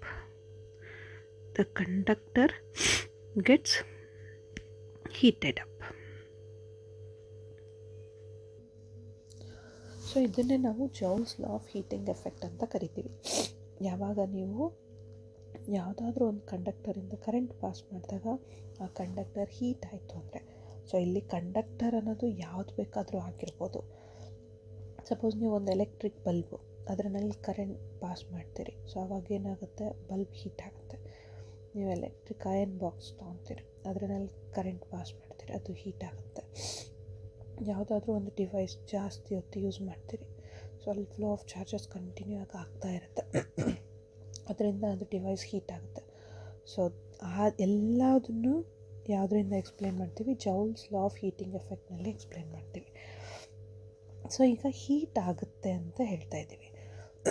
Heat ಆಗ್ತಾ ಇದೆ ಅಂತಂದರೆ ಎಷ್ಟು ಹೀಟ್ ಪ್ರೊಡ್ಯೂಸ್ ಆಯಿತು ಅಂತ ಅನ್ನೋದನ್ನು that is given by heat energy ಅಂತ ಹೇಳ್ತೀವಿ. ಸೊ ಈ ಹೀಟ್ ಎನರ್ಜಿ ಹೆಂಗೆ ಕೊಡ್ತೀವಿ ಅಂತಂದರೆ, heat energy produced is directly proportional to square of electric current. ಎಷ್ಟು ಕರೆಂಟ್ ಪಾಸ್ ಮಾಡ್ತೀರಿ ಅದರದ್ದು square. Then it is directly proportional to resistance of the material. ಯಾವ ಮೆಟೀರಿಯಲ್ನಲ್ಲಿ ನೀವು ಕರೆಂಟ್ ಪಾಸ್ ಮಾಡ್ತಾ ಇದ್ದೀರಿ ಆ ಮೆಟೀರಿಯಲ್ದು ರೆಸಿಸ್ಟೆನ್ಸ್ ಎಷ್ಟಿದೆ ಅದ್ರ ಮೇಲೆ ಡಿಪೆಂಡ್ ಆಗುತ್ತೆ. And it is directly proportional to time. ಎಷ್ಟು ಟೈಮ್ಗೆ ನೀವು ಕರೆಂಟ್ ಪಾಸ್ ಮಾಡ್ತಾ ಇದ್ದೀರಿ, 5 ಸೆಕೆಂಡ್ಸಾ, 10 ಸೆಕೆಂಡ್ಸಾ, 10 ಮಿನಿಟ್ಸಾ, 1 ಅವರಾ ಅಥವಾ 1 ಡೇನಾ, ಎಷ್ಟು ಮಿನಿಟ್ಸ್ ಅಥವಾ ಎಷ್ಟು ಟೈಮ್ವರೆಗೂ ನೀವು ಕರೆಂಟ್ನ ಪಾಸ್ ಮಾಡ್ತಾ ಇದ್ದೀರಿ ಅದ್ರ ಮೇಲೆ ಹೀಟ್ ಎನರ್ಜಿ ಡಿಪೆಂಡ್ ಆಗುತ್ತೆ. ಸೊ ಈಗ ಇದು ಮೂರನ್ನು ಕಂಬೈನ್ ಮಾಡಿದ್ರೆ ಏನು ಬರುತ್ತೆ, H is directly proportional to I square RT, where I is current, R is resistance, T is time. So ಅವಾಗ ಏನಾಗುತ್ತೆ, ಇದು ಪ್ರೊಪೋರ್ಷ್ನಾಲಿಟಿ ಕಾನ್ಸ್ಟೆಂಟ್ ತೆಗೆದ್ರೆ H is equals to I square RT ಅಂತ ಬರಿತೀವಿ. ಇದು ಹೀಟ್ ಎನರ್ಜಿ ಪ್ರೊಡ್ಯೂಸ್ಡ್. ಸೊ ಇದಕ್ಕೆ SI unit, ಎನರ್ಜಿಗೆ SI unit ಏನು ಬರಿತೀವಿ, ಜೌಲ್ ಬರಿತೀವಿ. ಸೊ ಸೇಮ್ SI ಯೂನಿಟ್ ಇಲ್ಲಿನೂ ಜೌಲ್ ಅಂತಲೇ ಬರಿತೀವಿ. ಹೀಟ್ ಎನರ್ಜಿದು SI ಯೂನಿಟ್ಟು ಜೌಲ್. ಸೊ ಇದು Joule's law of heating effect ಅಂತ ಹೇಳ್ತೀವಿ. So usually Joule's law of heating effect, so ಇದರಲ್ಲಿ ಕ್ವೆಶನ್ಸ್ ಯಾವ ರೀತಿ ಬರುತ್ತೆ ಅಂದರೆ, Joule's law of heating effect, state Joule's law of heating effect. ಇದು ಕಂಬೈನ್ಡ್ ಕ್ವೆಶನ್ ಆಗಿ ಬರುತ್ತೆ. ಲೈಕ್ 3 ಮಾರ್ಕ್ಸ್ ಕ್ವೆಶನ್ನಲ್ಲಿ, 4 ಮಾರ್ಕ್ಸ್ ಕ್ವೆಶನ್ನಲ್ಲಿ, 5 ಮಾರ್ಕ್ಸ್ ಕ್ವೆಶನ್ನಲ್ಲಿ ಕೇಳ್ತಾರೆ Joule's law of heating effect, state Joule's law of heating effect ಅಂತ ಹೇಳಿ. ಸೊ ಆವಾಗ ನಿಮಗೆ ಪ್ರಿನ್ಸಿಪಲ್ ಬರೆದುಬಿಟ್ಟು ಸ್ಟೇಟ್ಮೆಂಟ್ ಬರೀಬೇಕು. ಸೊ ಪ್ರಿನ್ಸಿಪಲ್ ಏನು, whenever electric current is pass through any conductor the conductor gets heated up. And ಎಷ್ಟು ಹೀಟ್ ಎನರ್ಜಿ ಬರುತ್ತೆ, that heat energy, the heat energy produced is directly proportional to square of the electric current.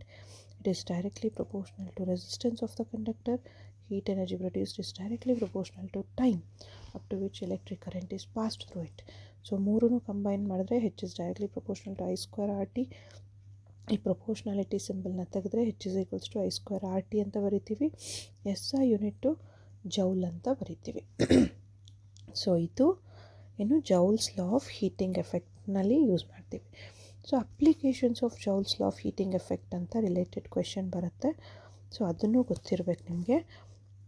Application of Joule's law of heating effect ಅಂತ ಬಂದಾಗ, application of Joule's law of heating effect ಅಂದರೆ ನಿಮಗೆ application ಅಂತ ಬಂದರೆ ಡೈರೆಕ್ಟಾಗಿ ನೆನ್ಪಿಟ್ಕೊಂಡಿಟ್ರೆ ನಿಮಗೆ ಯಾವ್ಯಾವುದ್ರಲ್ಲಿ ಕರೆಂಟ್ ಪಾಸ್ ಮಾಡ್ತೀರಿ ಹೀಟ್ ಆಗುತ್ತೆ ಅದೆಲ್ಲನೂ ಜೌಲ್ಸ್ ಲಾ ಆಫ್ ಹೀಟಿಂಗ್ ಎಫೆಕ್ಟ್ಸ್ಗೆ example.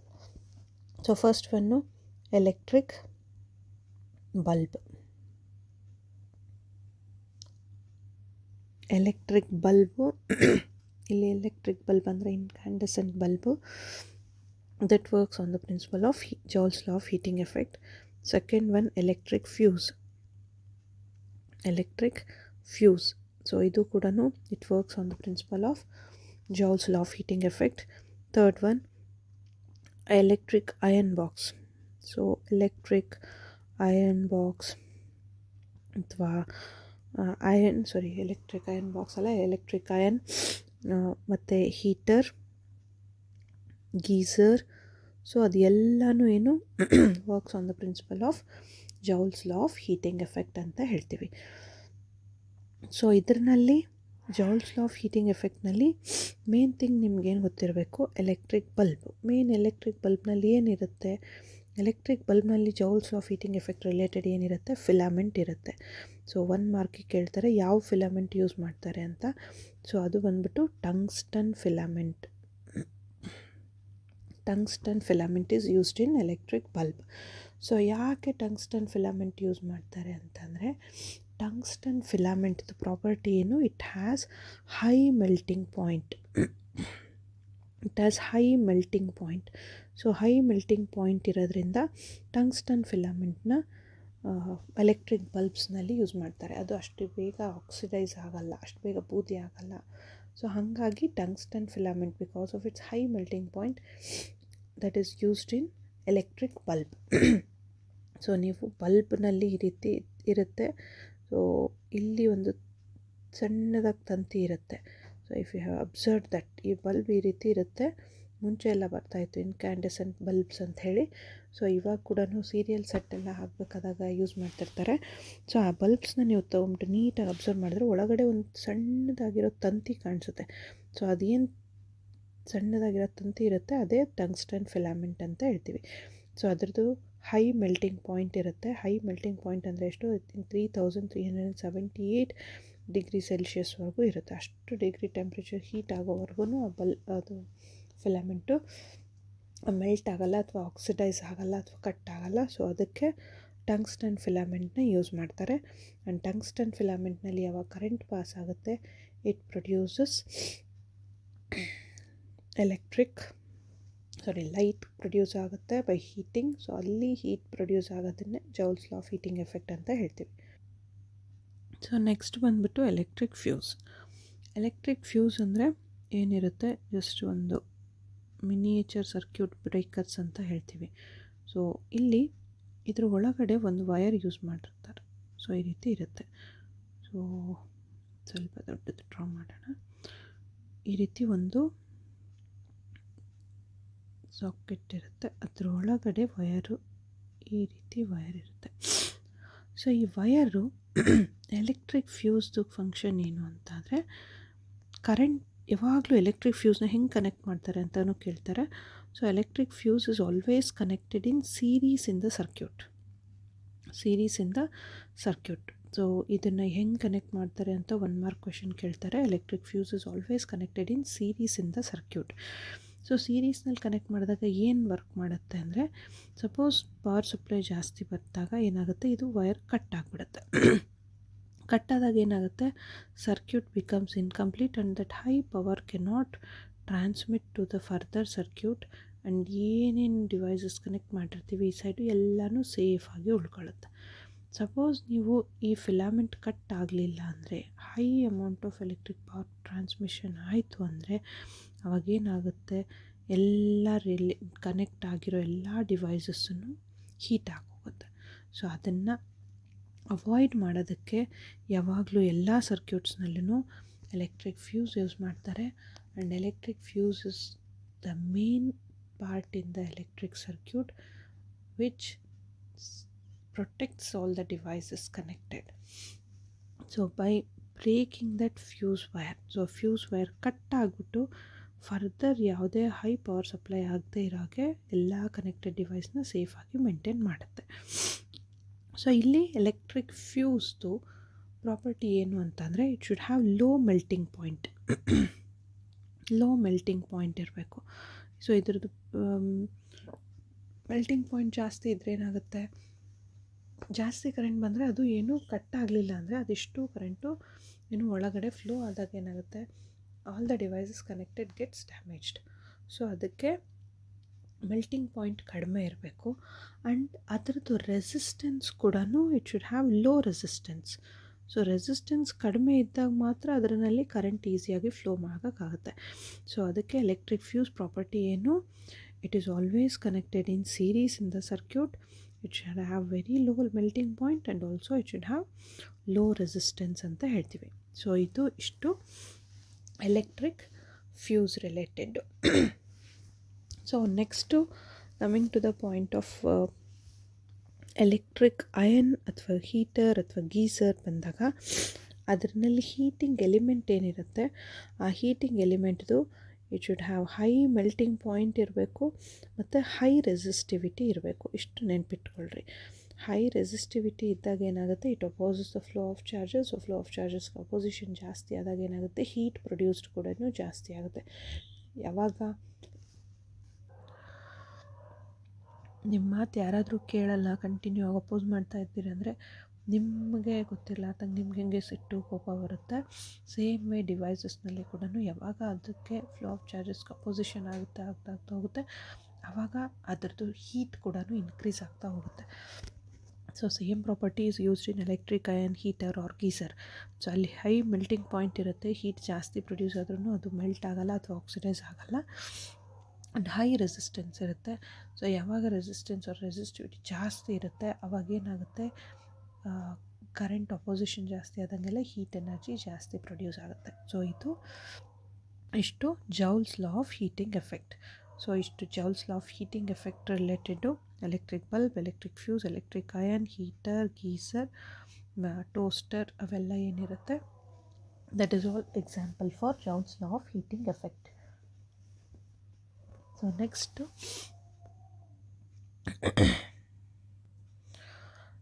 the last topic is electric power. So electric power ಬಂದ್ಬಿಟ್ಟು electric power P is equals to rate of work done ಅಂತ ಹೇಳ್ತೀವಿ. Rate of work done. So ಇಲ್ಲಿ rate of work done ಅಂತ ಅಂದರೆ energy work done both are same. So ಅಲ್ಲಿ energy by time ಅಂತ ತೊಗೊತೀವಿ. Energy ಅಂತ ಅಂದರೆ ಇಲ್ಲಿ I²RT ಅಂತ ಏನು ತೊಗೊಂಡಿದ್ದೀವಿ, divide by T same. 1T cancel ಆದರೆ ಏನಾಗುತ್ತೆ, I²R ಅಂತ ಬರಿತೀವಿ. So P is equals to I²Rನ ನಾವೇನಂತ ಬರಿಬೋದು, I ಇಂಟು R ಅಂತ ಬರಿತೀವಿ. ಸೊ ಈಗ I ಇಂಟು R ಅಂತ ಆದರೆ ಈ I ಇಂಟು Rನ ನಾವೇನಂತ ಬರಿಬೋದು, ಯೂಸಿಂಗ್ ಓಮ್ಸ್ ಲಾ V ಅಂತ ಬರಿಬೋದು. So P is equals to V into I ಅಂತ ಬರುತ್ತೆ. ಸೊ ಇಲ್ಲಿ P is equals to V into I ಅಂತ ಇನ್ನೊಂದು ಫಾರ್ಮುಲಾ ಯೂಸ್ ಮಾಡ್ಬೋದು ನಾವು.